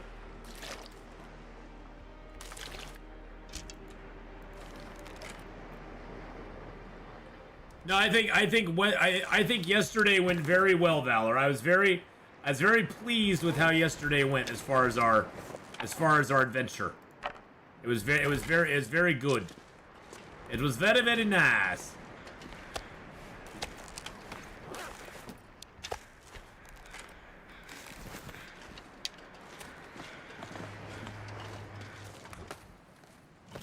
Yo, great channel, brother. Any ideas how many hours you have in the Long Dark total? Well, I know it exceeds 6,500. I can actually just look at Steam real quick and tell you. And how you doing, Alex? Hope you're having a good one. Justin, hello, hello. The gift did give me inspiration, my friend. It always does. I love those things. Let's see. Long Dark, right about there. So 6,600 hours now. I'm going heading towards my 7K mark. In Long Dark now. So heyo, let's go, baby. Let's go. Okay, we got some planks in here we can just break down. Hello. Planks are one of your best returns on your money. Now these ones not so much, but the other planks, the ones where you get 6 out of them for like 30 minutes worth of work, those are freaking amazing. I could take these pallets too. There we go. That pallet would be easy to take. Oh, Jesus Christ. That pallet would be easy to take too. That just gives us some wood. Had an awesome birthday yesterday. Well, happy birthday, Static. A day late, but happy birthday, my friend. I'm glad you had a good one. I'm glad your birthday went well.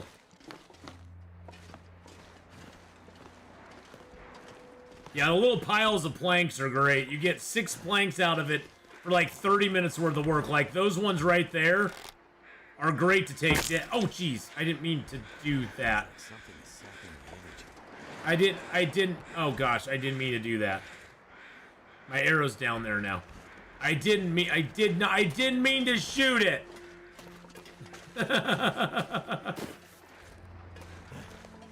Bye, Tegeta.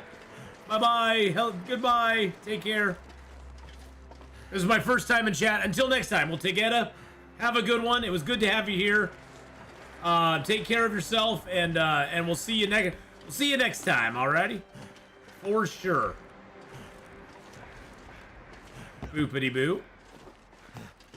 I already searched that, right? Yep. I already searched that.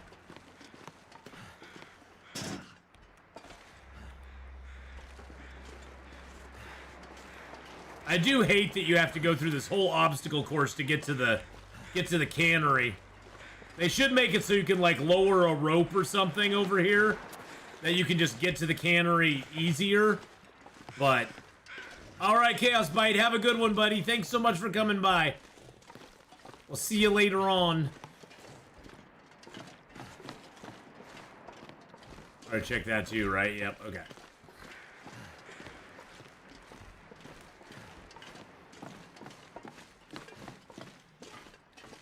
Yeah, it's so annoying that you have to go all the way around again. All the way around again. It's loads of fun.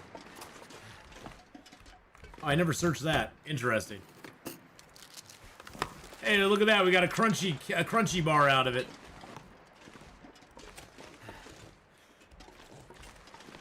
I have been down there and searched those, and I did get that safe over there, too. You think think the mysterious rope was to do that? Possibly. I mean, they give you a rope inside the cannery. I've never understood why, once you achieve getting over to the cannery, you can't just, like, drop a little rope at the end of this dock, or, you know, or something, where you could just get yourself back into the cannery easier. I don't know why they did that. It's kind of annoying, to be honest. It's gonna get a lot colder soon.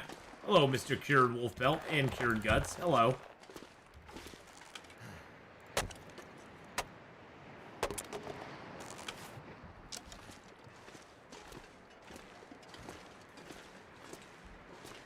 Let's grab a little more wolf meat. We're eating fluffy.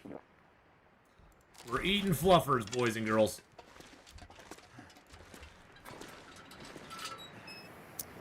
Poor Fluffy. I say poor Fluffy as in she shouldn't have attacked me. You know, she shouldn't have been in here, but, you know. how it goes. The fluffster got what the fluffsters got. Yeah, maybe that rope here is for the future. Maybe they are planning for the future with that and going, hey, at some point we will put something in here or some way to do a shortcut.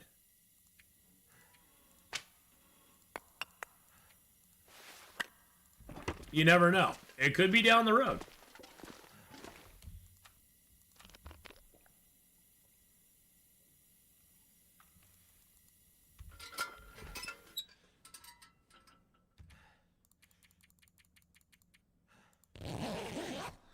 Oh, well, there goes the milling machine. Oh, unfortunately, I have no metal on me, so there it goes, and now it's gone. And it's gone. And it's gone. That's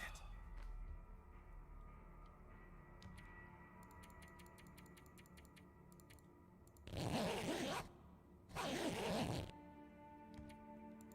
All right, new day, new problems. Okay, let's go ahead and can I make gunpowder here without? I can make it without. There we go. We don't have to. I didn't know if the ammunition bench had to be going for gunpowder. There we go. 6,600 at this point. 6,600 hours right now. Going for the 7K mark on the game. So I got a couple hours here and there. You know, one or two. I mean, just for comparison, the game we're going to be playing after this, 7 Days to Die, I only have 600 hours in. So I have over 1,000 more hours in this game than I do in my next most played game, basically.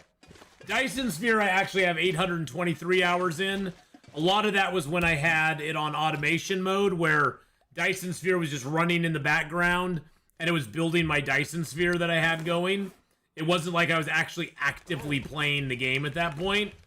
I was more just having it go through the motions to build my Dyson Sphere for me. Alright, let's make some arrows here. I can make 3. Let's do it. Should have brought my other arrowheads along. I didn't realize I had so many arrows here.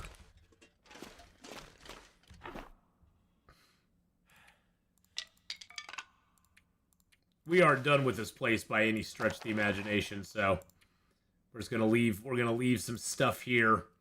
I do have a can of gunpowder now, which actually acts as accelerant for you in Interloper. You don't need it for anything else really, but it is a nice accelerant. Did I bring my deer hide? No, I did not bring my deer hides along because I don't have enough guts. We need to go back over to the. We need to go back over to here to the cannery worker residences and get the guts. And then we also need to map a little bit along here as well. How much charcoal do I have? I have 8. Okay, that's not too bad. Oh, 6,000 more hours. Yeah, I have 6,000 more hours. That's right. It's not 1,000. It's 6,000. Sorry, I misspoke there. Yeah, it's 6,000 more hours. a few more hours in Long Dark than any other game I have. Really? Seriously? You're gonna make me cut all these down? Just to get the one.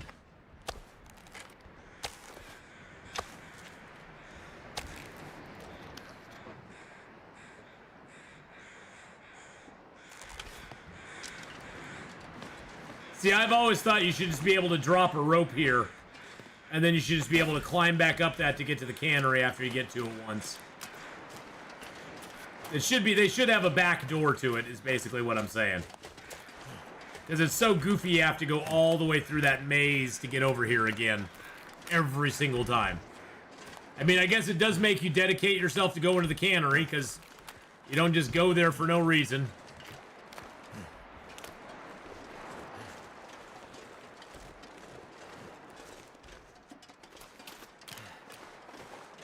Actually, you know what we should do here?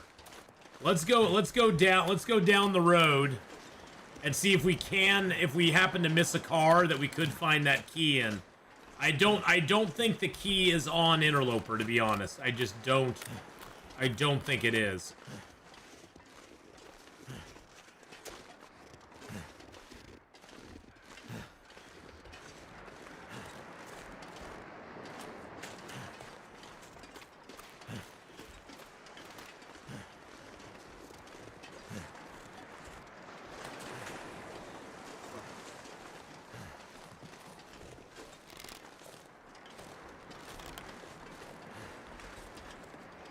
Bag a rabbit or two here real quick.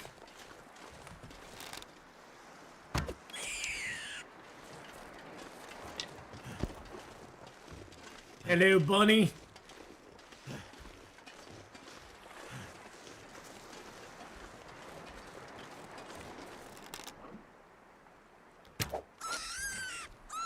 I'm sorry, guys. I need rabbit skins to make some gloves. I'm sorry.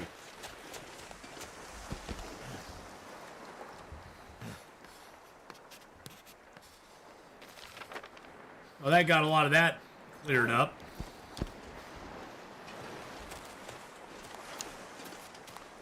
All right, let's go check these cars out. So the key would be in the visors in one of these cars, right? Got nothing there. My voice is cutting out? Really? Oh no. Is my voice cutting out, everybody? Is it like fading in and out or something? Uh-oh. That's not good.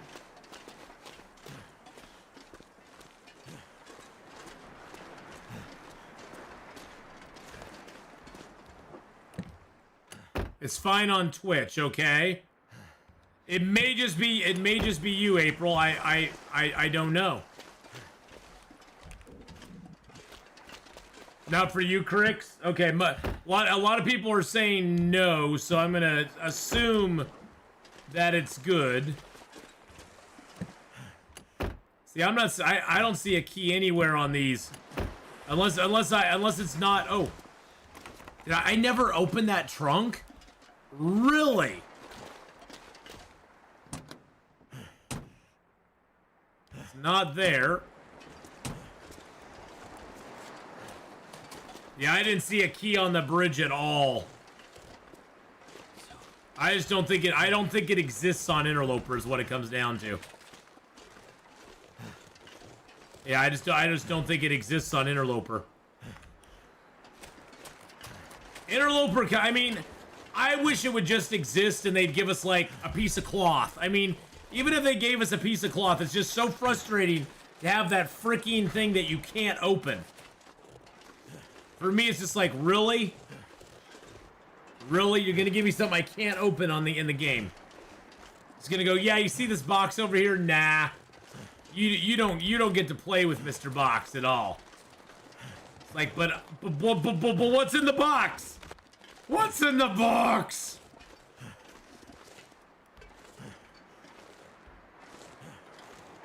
That's all we want to know, game, is what's in the box. Can I get up?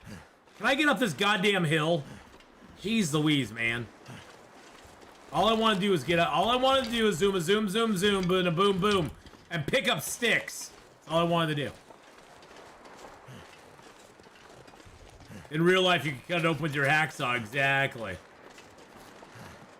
Maybe that should be the option they give us, is the ability to cut it open with our hacksaw. That would be like, that'd be awesome if we could do that. Oh, look at this. What's this over here? Oh, it's bear meat. Yum. Yummy, yummy. Yummy. Are you my mummy? Are you my mummy? Mommy. Mommy. Are you my mummy? Hey, look. There's a bear hide that's almost cured here. There's guts that are cured. I'm not sure I can carry much more. This is what we want, is the cured guts anyway. The bear hide can just sit here for a little while longer and get cured. Cured deer hide, couple more cured hides. Get some charcoal out of that. Mommy! They're fast, incredibly fast. Don't look away. Don't blink. Whatever you do, don't blink. The Angels have the phone box. I love that. I got it on a t-shirt.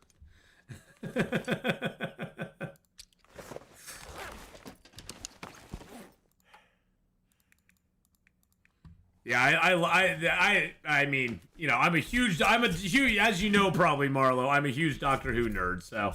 David Tennant's one of my favorite doctors of all time. I mean, he just is. He did such a good job. Oh, the Blink is like, if you ever want to introduce a non-Doctor Who person to Doctor Who, I really truly think Blink is one of the best episodes you can show them. It's got sort of that horror vibe to it. It's spooky. It's spooky, but it's not like, and it deals a little bit with the timey-wimey stuff, but it introduces it just enough that people can kind of get an idea about it. I mean, that's the first episode I ever showed my daughter, was Blink. And after that, she was hooked. She was like, oh my god, that's so cool. And so, you know, I think Blink is one of the best episodes you can show a non-Doctor Who person, because it sort of gives you that, it gives you all that stuff that you need to get into the show.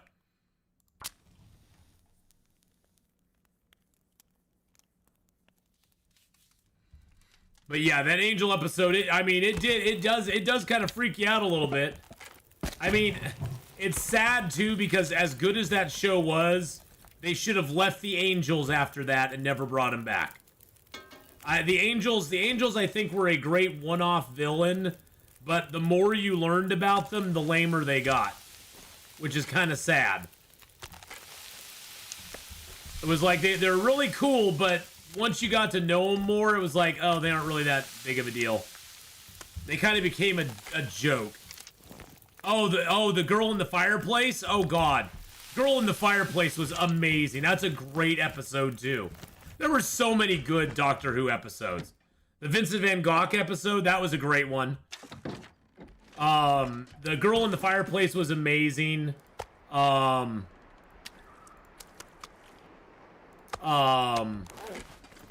were some really, I mean, you know, Midnight. I think Midnight's one of my favorite ones. A standalone. It's an encapsulated. You're in a tin can type thing. And when that gal starts like repeating back what the doctor says, and then she starts saying it first, and the doctor says it second. That was such a freaky frickin' episode. And Donna's just chilling back at the resort, no big deal.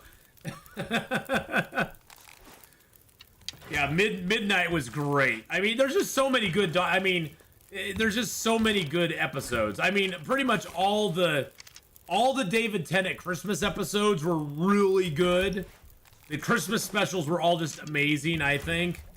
It's hard to pick like my favorite David Tennant stuff, though, because I think as David Tennant went on, you know, the Titanic episode was amazing, and oh my god, it had her in it. I mean, come on.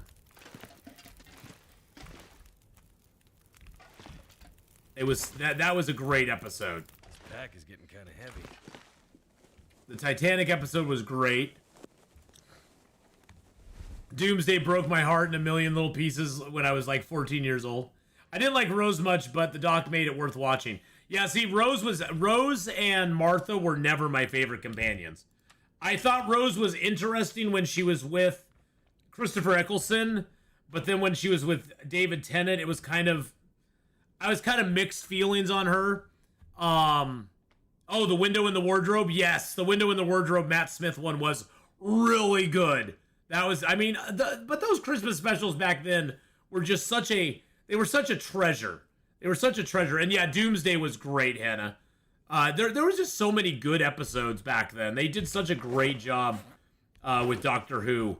You know, Donna has always been my favorite of the new companions. For her, I put her up there with Sarah Jane Smith as far as like favorite companions of all time. Donna Noble is just like, she's like the best. I mean, Catherine Tate is a great actress and a great comedian to begin with. And then you put her in that situation and she just, I mean, she plays the comedy well, but she also really plays that serious side as well. That just breaks your heart sometimes. And that's just like, that's some freaking talent right there to make you feel those things. It's like, damn. Hypothermia wouldn't kill me. And then, you know, Donna's whole, you know, sort of ending to her story was so sort of tragic and sad. And then Wilfred, you know, you got to go, you know, got to give it to Wilfred. He's just amazing. Wilfred Mott. What a great, like, what a great companion who was never really a companion. He was just kind of always there, you know?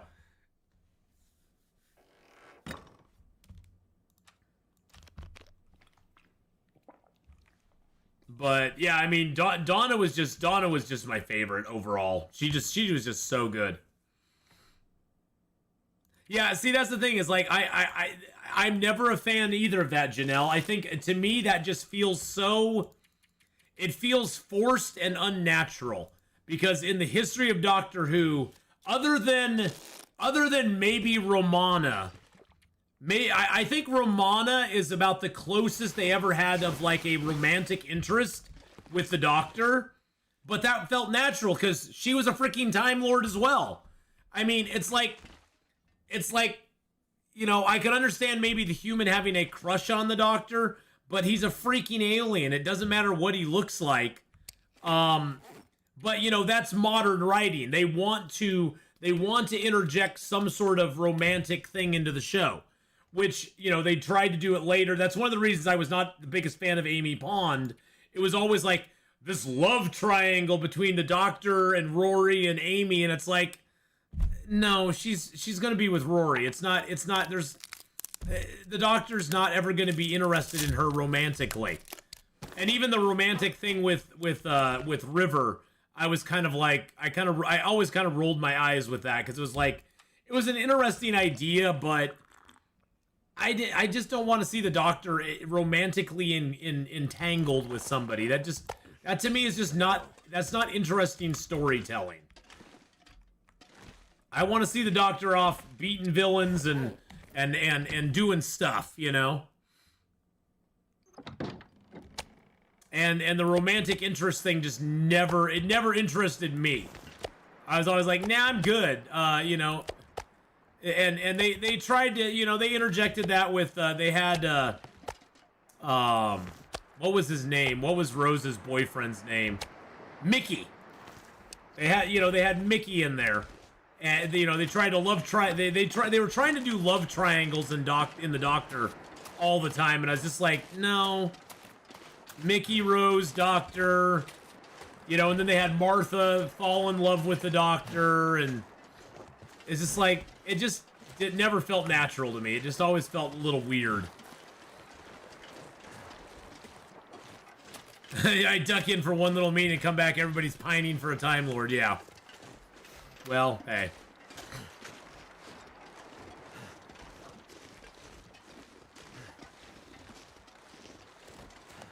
Not to say the Doctor didn't care about his companions, but it never should have been a romantic type thing. He always cared about his companions to the point where, you know, in you know, previous incarnations of the Doctor, he was willing to give up his life to save his companions.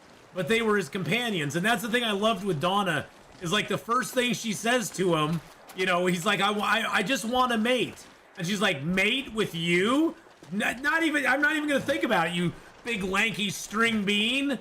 And she's like, I'll never, and he's like, no, I want a mate, you know? And it's like that was like the perfect start to their relationship. Because it was like, okay, they're just two people going on this adventure together, you know? It's not like a will they, won't they romantic interest. They kind of squashed that right from the get-go with Donna and the Doctor. And that was, I think, really it was a good writing choice, and it was a good choice as far as the story went, too. The only romantic potential for a companion was Romana, and that doesn't even count as a companion. Yeah, I mean, Romana technically was his companion, Romana was, for those of you who don't know, Romana was introduced into the Doctor Who series back in the 80s with Tom Baker. Romana was a Time Lord that was tasked with the Doctor to find the key to time. And it was a six series or a 6 story arc where they were finding pieces to the key to time because the Black Guardian and the White Guardian were trying to gather the pieces to control the universe. And Romana was brought in to help him with that. And in the end, spoiler alert, in the end, Romana, the princess of the last place that they were on was, hey, Elasian, see you later. The princess in the last episode of the Key to Time thing, or the last series, she was actually the key to time. And so it was this whole wrestling with, you know, do they sacrifice her to get the key to time, you know, made and everything. And Romana eventually regenerated into her body, basically, which kind of showed that Time Lords can choose. That was the first time that they really showed that Time Lords could choose what form they took in their next incarnation, because she actually went through like 3 or 4. In the radio drama, Romana went on to become president of the Time Lords. I loved Romana's character. I thought she was a great foil to the Doctor, as far as she was like really smart. She always was kind of like, well, why are you doing, you know, she always would question the Doctor on stuff. Sometimes she would show the Doctor up, but the Doctor also was like very good. It was a good back and forth. April, have a great one. We'll see you later on, darling. Is there some point in the Long Dark where you'd have to live off meat and such? Yeah, usually you have to live off meat at some point. I mean, I still have quite a few cattails left on me, Static Bro, and there's still a lot of cattails in Hush River Valley and Milton and places like that we can still pick. But eventually fish and meat is pretty much going to be your staple item. That's going to be like the stuff that you live off 90% of the time. So yeah, meat is generally your biggest staple in a long-term game situation. But eventually you will need to live off something more than just meat, because eventually you will run out of meat stuff. Actually, why am I sharpening that up? I know I'm not going to sharpen those up anymore. I need to gather some metal. Go to the oh, I can take the handcart apart. An hour and a half, huh? Go to the cannery and fix those up on the milling machine during an Aurora. That would be the best way to do it.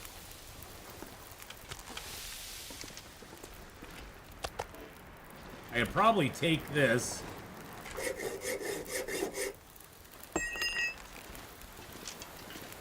Yeah, the meat's still got long ways to go before it burns. Wonder if I can drop any of this. Get a little water going.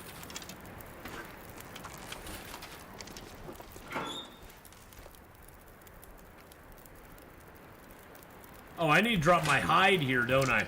I have this bear hide that's still curing. It's at 80%. That's gonna fix one of my bearskin coats. One of my bearskin coats will get fixed. One. I've got some cure. Okay, I have 4 cured rabbit hides now. I got the cured deer hides. I've got sewing kits aplenty. Let's drop that in there as well. Let's drop all those in there. Drop that in there too, and the can of gas, the can of gunpowder.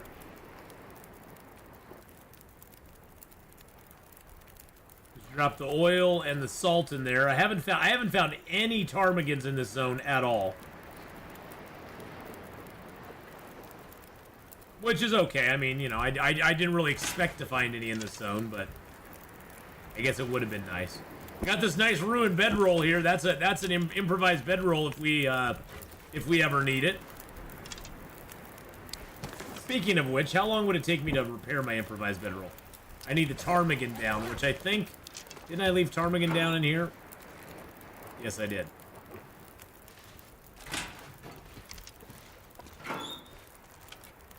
Let's put some mushrooms in here as well.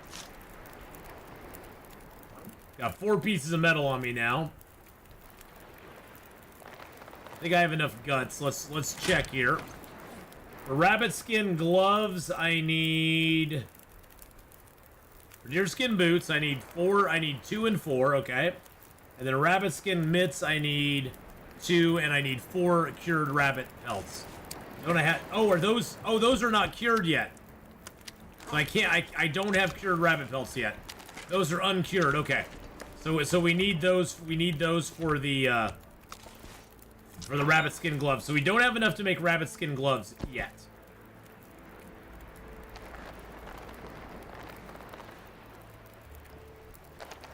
But I do have enough to make the deerskin boots, which I think we'll go for.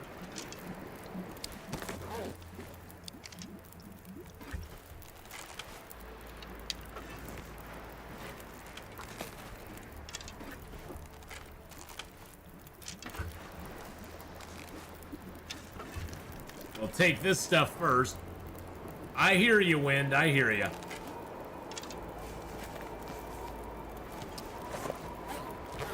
Puts me a little heavy. Might have to drop some gear. Yeah, we got a little extra weight on us. That's okay. We'll drop that here.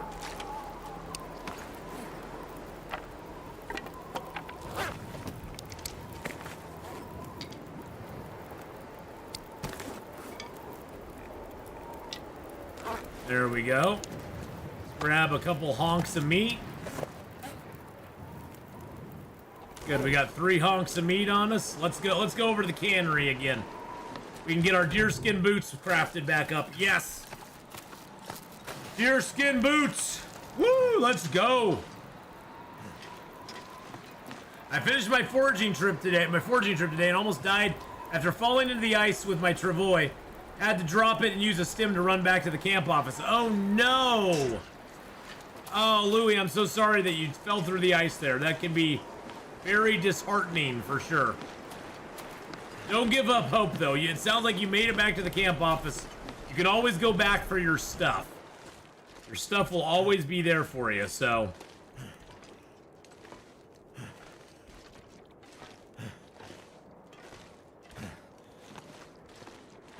Nice thing is, inside this building, it's actually warm.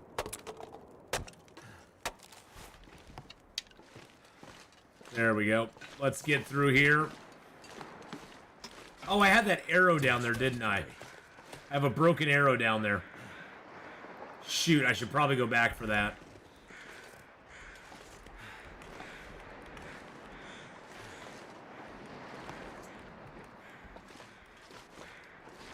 Can I skinny down that? I don't know if I can.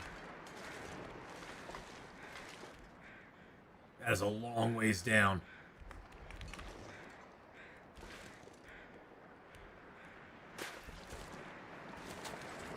There we go. Let's go, arrow. Let's go get that arrow. The travois degrades when just sitting on the ground overnight. Not much, but enough to make me notice. Yes, it does.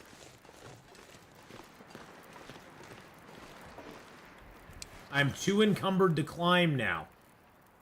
Oh, because I grabbed the wood. I was like, what did I pick up that made me too encumbered to climb? Oh. All that extra wood. I'm packing some wood. Packing some wood. I gotta stop packing so much wood, and then I'll be able to climb a little better. There we go. I know you're tired, buddy. We're getting over here tonight.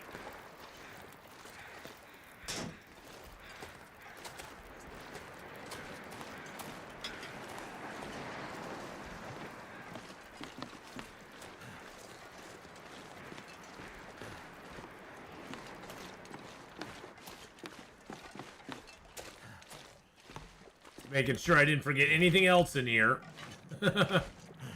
Oh, shoot. You know what I didn't bring with me?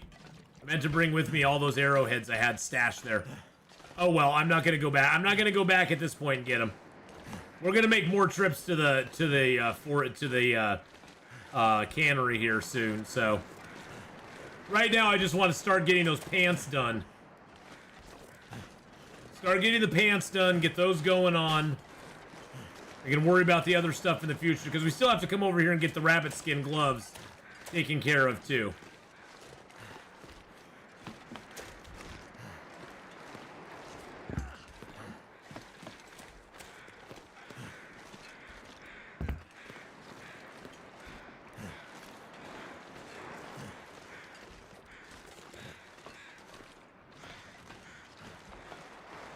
Like I said, I wish we just didn't have to go on this whole convoluted freaking path every time.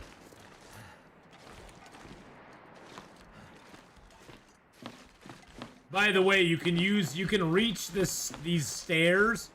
You can reach these stairs from down there and put things on them, and then pick them up on this side if you're too heavy, by the way. I haven't had to do that because I have pretty good carry weight, and I don't really take a lot here with me. But sometimes you can stack food and bottles of water on that broken stair there, on the upper portion of it, and then you can just pop up here, and then go pick it up, and then you can just slug it over to the cannery real quick. It makes getting more supplies to the cannery a little bit easier. Caw.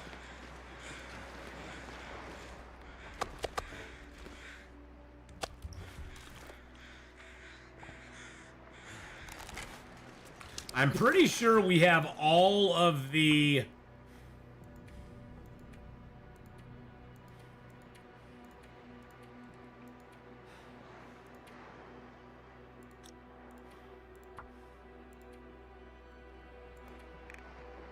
Yep, Bleak Inlet. We have all the surveyed locations for Bleak Inlet done.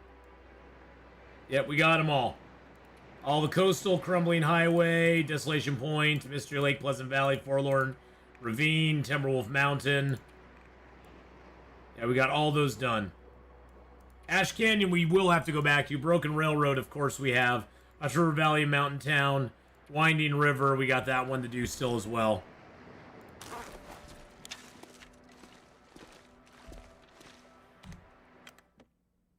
For lead, it's the best. Yeah, you can put a battery up there, and then you can just come pick it up on the other side. Which is super duper nice. I do have a lot of water on me, but I did that on purpose because I knew we'd need it. All right, let's go ahead and get the deerskin boots started. You always want to use a sewing kit on the deerskin boots. It just takes less time. You can use fishing gear on it, but it just takes a long time to make it.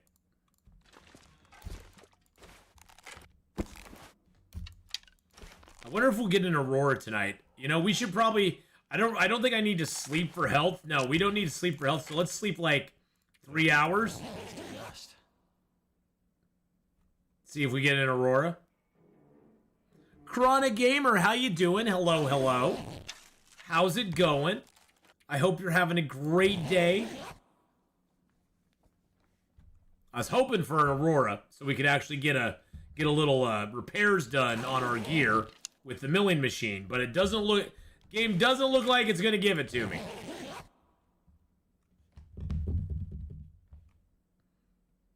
Gosh darn it. Dag nabbit. Dag nabbit. Don't give me that. Don't give me that, Aurora.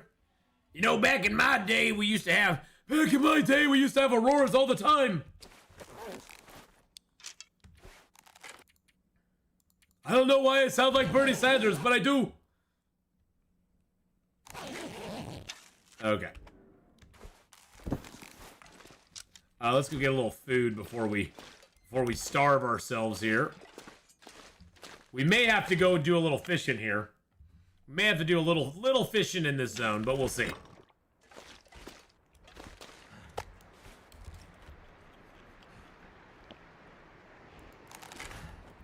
I want to put some pot in every bowl. I mean, a chicken in every pot.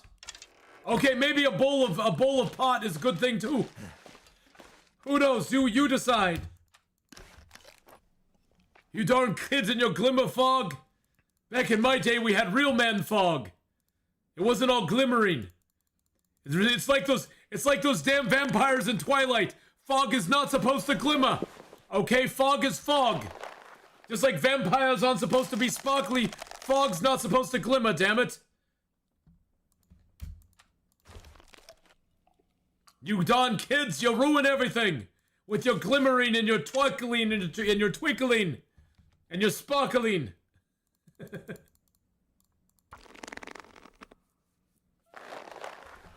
All right, we're gonna have deerskin boots again. That's the most important thing right now.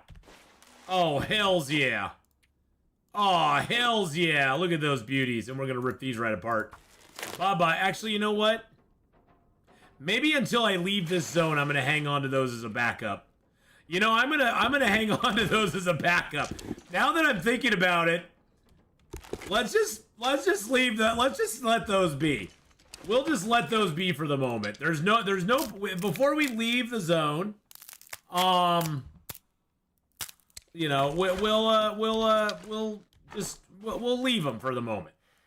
Maybe when we leave the zone, then we'll go, okay, let's go ahead and rip them apart. But right now, I think we're just going to be like, you know what, we're good. Let's make an arrow. It's a simple arrow, but it's still an arrow.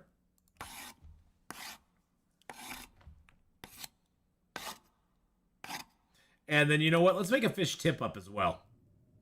Actually, you know what we're going to do? See, here's what you want to do if you're going to make a fish tip up. See how I have all these nice hooks. We're going to keep the most crappy hook we have. And then we're going to use that for the fish tip up.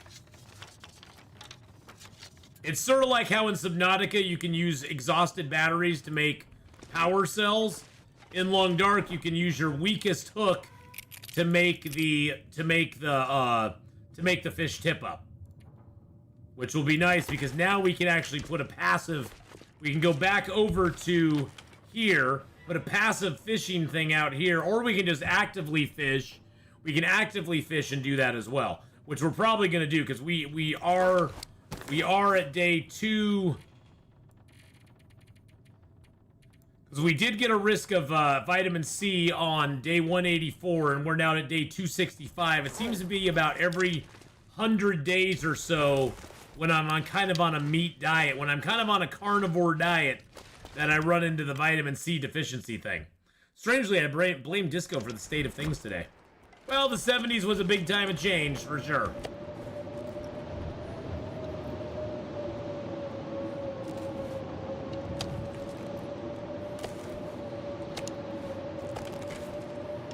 The 70s was a big time of change, and Disco was part of that.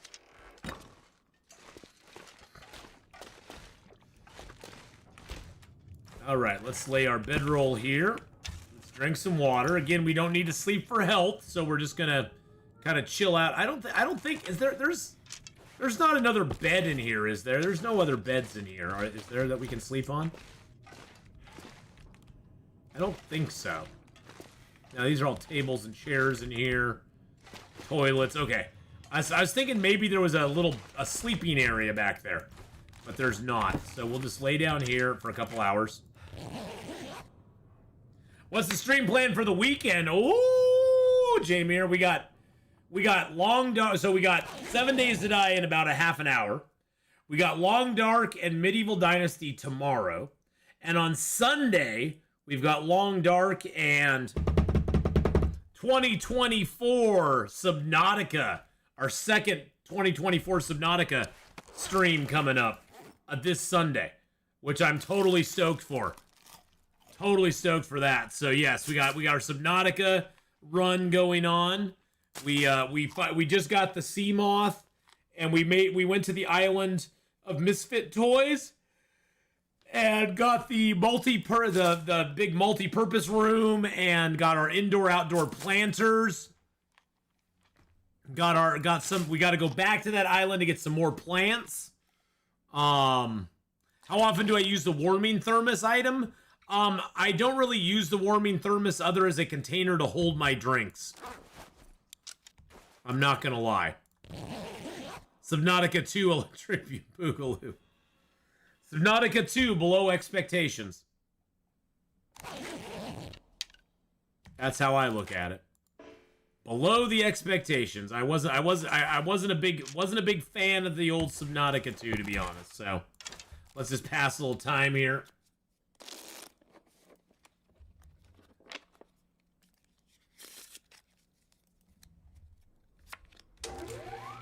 Hey, whoa, whoa, whoa, whoa, whoa, whoa, whoa, whoa, whoa, whoa, whoa, whoa, whoa. Whoa, whoa, whoa, whoa, whoa. That's what we were waiting for.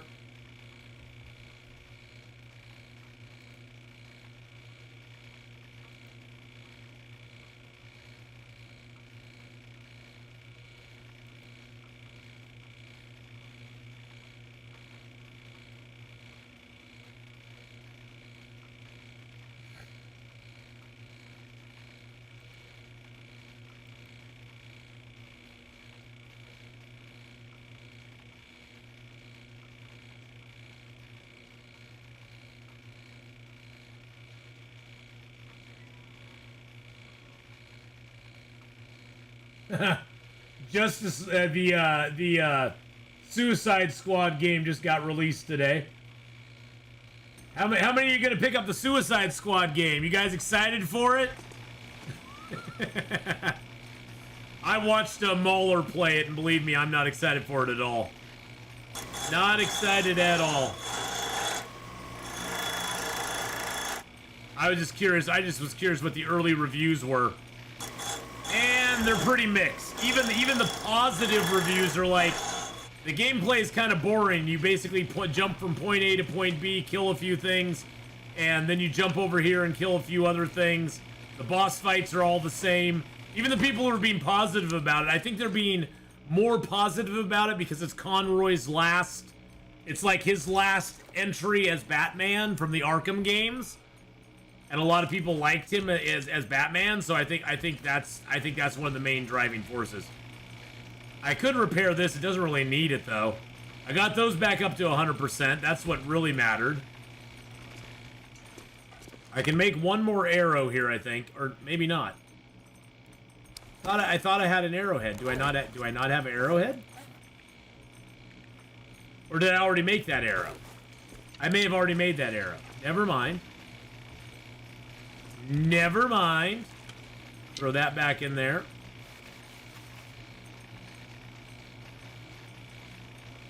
Let's throw the piece of metal in there too. Why not?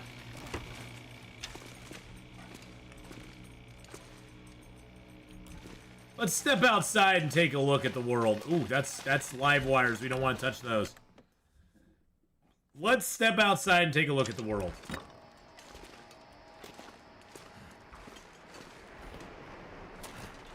What is that? Is that something that's washed up on shore? I forgot that things can wash up on shore in Bleak Inlet. I forgot about that. Yeah, oh, and there's a boat there too. Yeah, I've heard, Lauren, that's most people's like biggest complaint is that the thermos doesn't hold stuff warm for very long. It's a few hours, but it's not like a long time. But I don't really use it to keep the stuff warm for very long, to be honest. For me, it's more of a place to, yeah, it's like 5 hours, yeah. You can get like 4 or 5 good hours of warm drinks on you though, so that's kind of nice. Yeah, the organization part is what I love. That's what I love the most.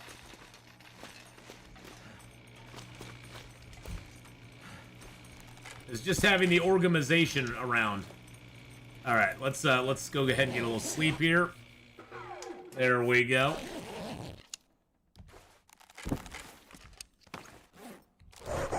Oh, Jesus Christ. Fudge that.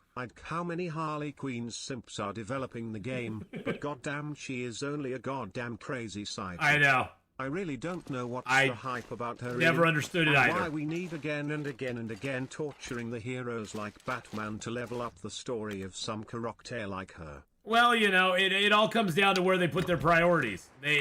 Harley Quinn was a fine. Harley Quinn is to the Joker like Robin is to Batman.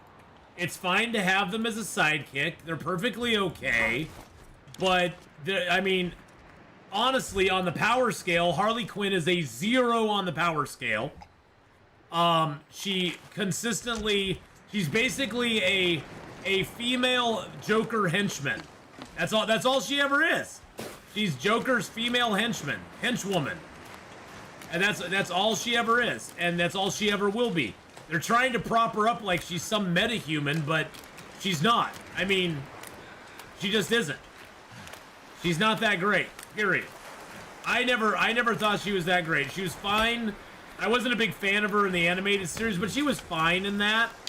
She wasn't horrible in the animated series, but she was just kind of like comedy relief back then.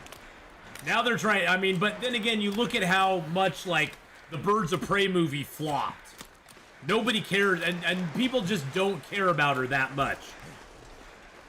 And like I said the other day, Suicide Squad is this comic book that they put out every 3 to 5 years. It goes for 12 to 15 issues, is canceled because nobody buys it.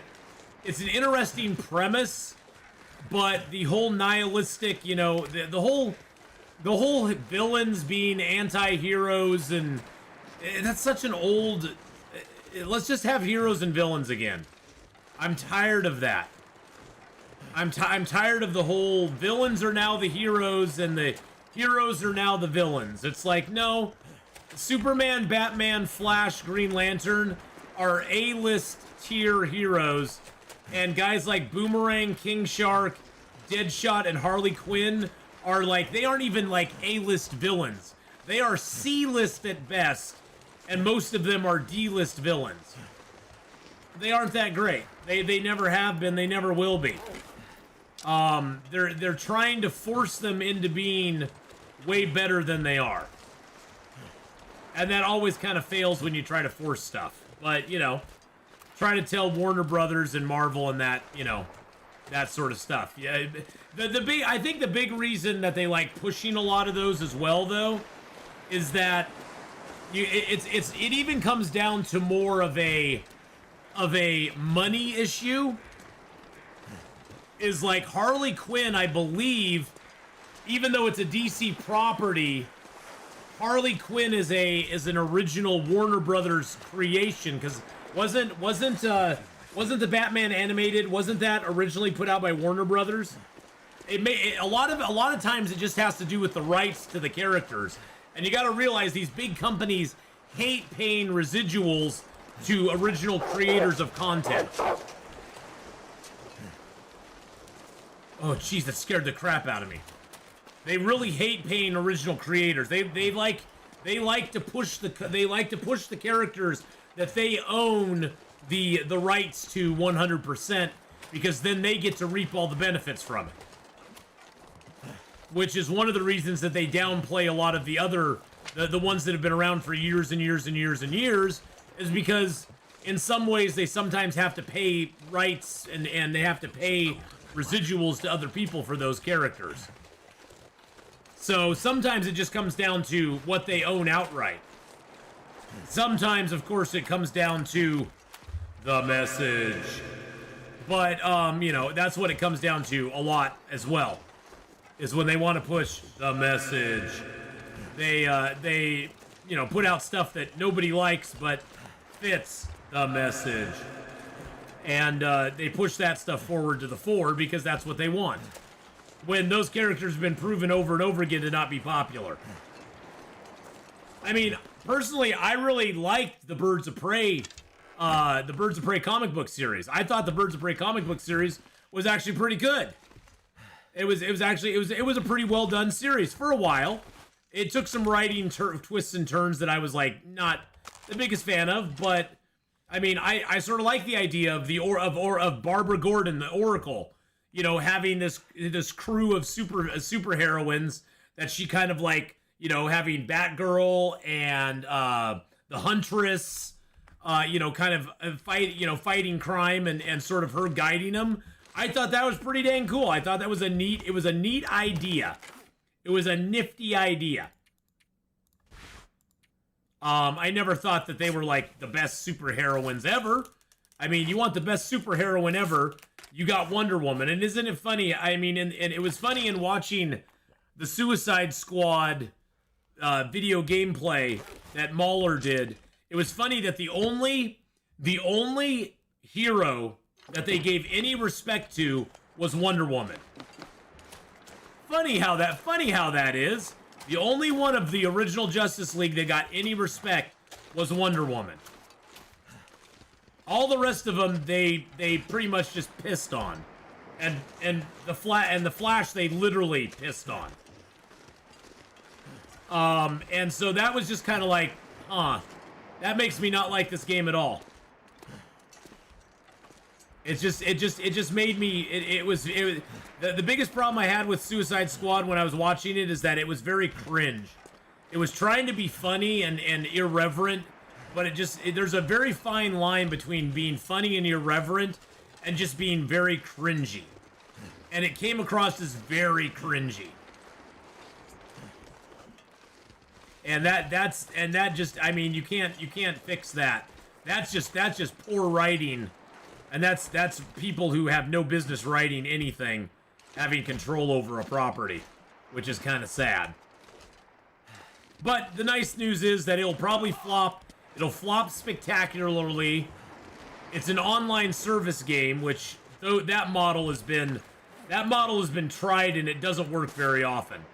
Everybody wants to have an online service game, but it's very hard to pull that off and make it work. It just is. And so I think it's going to fail on a bunch of levels. And, you know, if it doesn't, I'll be wrong, but I have a feeling it will fail. I mean, you want to have a good superhero movie? I mean, you know, the concept of the Suicide Squad movie is not bad, but here's how I would have done it differently. You know, I would have done it where Brainiac was taking over the world. And yes, the Justice League getting mind controlled has always been a thing in Justice League comic books. From Starro taking them over, there was one where it was like a plant that was taking them over. But, you know, have like either Batman or Wonder Woman or one of them not be mind controlled, and then you battle to rescue the heroes and to actually, you know, bring them back from the you know, you fight them, you defeat them, and you break their mind control. And then you have the option to play those guys from then on. And then in the end, you have your ultimate squad of you have the Trinity, Superman, Batman, and Wonder Woman, who are the original Trinity of Justice League heroes. You have them go up against, Brainiac. I mean, they could have done it so much better. But they want to push the Suicide Squad because I have a feeling Suicide Squad is a property that Warner Brothers, they own all the rights to the Suicide Squad. And I think that's why they try to push them so hard. And honestly, I'm tired of the whole nihilistic trope of the villains being anti-heroes. That was something that was a cool gimmick for a little while, but it's tired and worn out at this point. And they just need to return to actually having heroes and villains, and having the heroes be the good guys and the villains be the bad guys. It's not that hard of a concept. I spent the first $30 in game books this week, and that what I've done this week that I've done in decades. There is just nothing new out there. But I found this new gaming mechanic world called Root. That's pretty interesting. Total break from D&D. So far, I'm reading the core book, and I want to be a game master again. Oh, that's cool, Lauren. That's awesome, man. You know, hey, that's the fun thing about role-playing is there's so many different role-playing systems and books out there that if you don't like one, you can always try another, and you can always go for something different than what's out there, and there's so many systems that you can play around with and have fun with. It's definitely not limited to one system or one style, and really, ultimately, most of the systems are there. Even the AD&D system, it's not about the actual system you're playing. It's about the story that's being told. It's about the story that's being told, and it's about what, a GM brings to the table, and what he runs his characters through, and how they react, And really, other than that, you got the framework of the world around you, but you don't have to necessarily do anything with it. I mean, you can play around with it however you want. Well, you know, I'm personally of the stance that ever since Wizards of the Coast took over AD&D, it's gone downhill. I think D&D was at its peak during 2nd edition. Early 2nd edition, before they came out with all the different, you know, the different fighter handbook, and they had all these different handbooks coming out. I don't think 5th edition is the best version of the AD&D, but that's just me personally. You know, I'm a big fan of the old 2nd edition stuff. I think 2nd edition had some of the best ideas they've ever had for D&D. Hey, there's a deer here. Wizards of the Coast is very much the Disney of IPs for gaming products. I think it's where games go to die. They you know, they made a lot of money on Magic the Gathering, and good for them on that. Magic the Gathering was interesting for a little while, but it kind of became, with Fallen Empires, I think Magic the Gathering started to go downhill with Fallen Empires. And I was on the retail side of Fallen Empires. Fallen Empires was the first push they made where we are going to pump this stuff out until everybody is sick of it. Before that, with Arabian Nights and Legends and stuff like that, the runs on those were pretty small, and so it generated this interest in the collecting of them, as well as the gathering of different cards, and it made those packs harder to get. I mean, I remember at one point, the shop I was working in, we were selling packs of the Arabian series of Magic the Gathering for like $40 to $60 a pack. $40 to $60 a pack. I mean, those Arabian cards were hot stuff. And Legends actually was really good too. Legends was a very limited edition as well. But then Fallen Empires came around, and Fallen Empires, you could just go and you could buy stuff. Fallen Empires, you could, when you knew Magic the Gathering was going downhill from a retail standpoint, when you could start buying it at Walmart. Let's just put it that way. Michelle, how you doing? Well, yeah, Magic the Gathering started to go downhill when Walmart was carrying it. It just was like, oh, okay. Why do I care anymore? So, I mean, Alpha and Beta, the Alpha and the Beta series was pretty good. Cinderia, how you doing?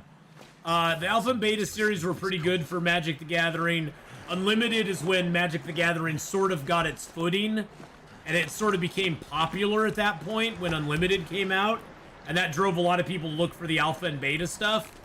But Alpha and Beta was I mean, when Alpha and Beta came out, we couldn't get rid of the Alpha and Beta product. We actually had Alpha and Beta packs in the store, in the back room.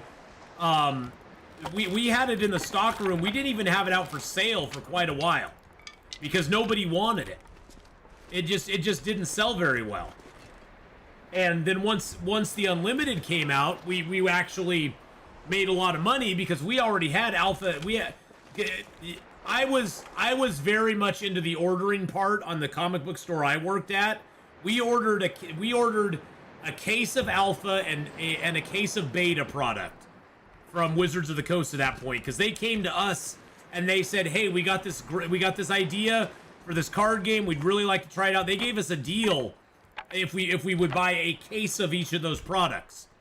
And so we did. We bought a case of the Alpha and a case of the Beta and tried it out, and it kind of failed. I'm not gonna lie, it kind of failed until the Unlimited came out, and then it like really took off. And then we made all of our money because we still had over a half a case of both the Alpha and Beta product sitting in our stock room at that point. We opened up probably half of those half cases, and just sold singles of the cards. But then we sold the rest of the stuff as packs at a very good profit because it's what everybody wanted. It's what everybody wanted then. The alpha and beta stuff was like hot commodities for a long while there. But yeah, that was more just because they wanted to, they were starting out, and Magic was really hot for a while. And it still is. I mean, Magic is still huge. I'm not going to deny that. But it's just not the same as it was back then. All right, so that's at 98. Those are at 94. That's perfect. We're going to go just kind of take it easy. We're going to go take it easy over here at the hut.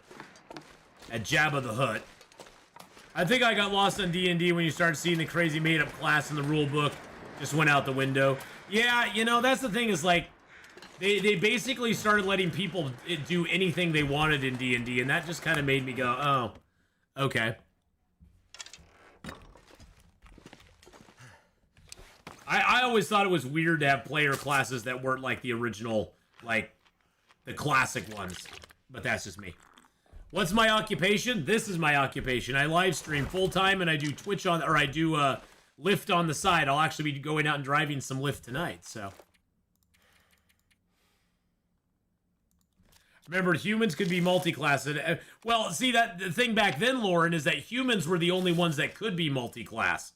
Multi-class was something that originally started as like an advantage to being a human, was that you could play multi-class. You met your hubby playing Shadowrun? He was a GM? That's awesome. That is freaking awesome. And you probably still play games to this day, huh? Probably still play games together to this day. That is amazing, Cinderia. All right, we're gonna get a little sleep. Second edition. Oh, second edition was what I was all about. I love the Monstrous Compendium from second edition. I thought that was one of the best things they ever made. I love the loose leaf. I love the loose leaf folder for that. But oh, you're talking about Shadowrun second edition though. Shadowrun, yeah, Shadowrun was really huge. Shadowrun got really big, which it was a good role playing system. I mean, a lot of people I played with, they really liked the GURPS system as well. There was a lot you could do with GURPS, so. Human has to start and stop completely a class. Oh, that's what it was. That's what it was. Sorry, Valerie. Yes, I'm totally misremembering that. Yeah, they could get to like level 5 fighter, just stop being a fighter and become a wizard, or become a thief or whatever. So, what did I think about Raft Street? Some good things happen in the unannounced survival game spaces. I think I don't. To be honest, I think that was a tease of that they're gonna put their next game on Unreal Engine 5. I think that's what that was. I don't think that was a tease of their gameplay, but it could have been. It could have been. Well, boys and girls, we're gonna wrap it up here for Long Dark today. We're gonna play a little bit of 7 Days to Die Wild West version coming up next, but I need to go take a quick bathroom break, go get a snack and stuff. So thank you everybody on YouTube for coming by for Long Dark. We're gonna stop the stream on YouTube and then we'll start back up with some 7 Days to Die when we get back. So YouTube, I will see you all later on. We'll be back tomorrow morning with Long Dark on YouTube as well as Sunday morning as well. So we got more Long Dark coming up both tomorrow and Sunday. So if I don't see you before then, thank you for coming by for Long Dark today. Hope you'll come back in 4 or 5 minutes and join us for some 7 Days to Die. But until then, have a good one, YouTube.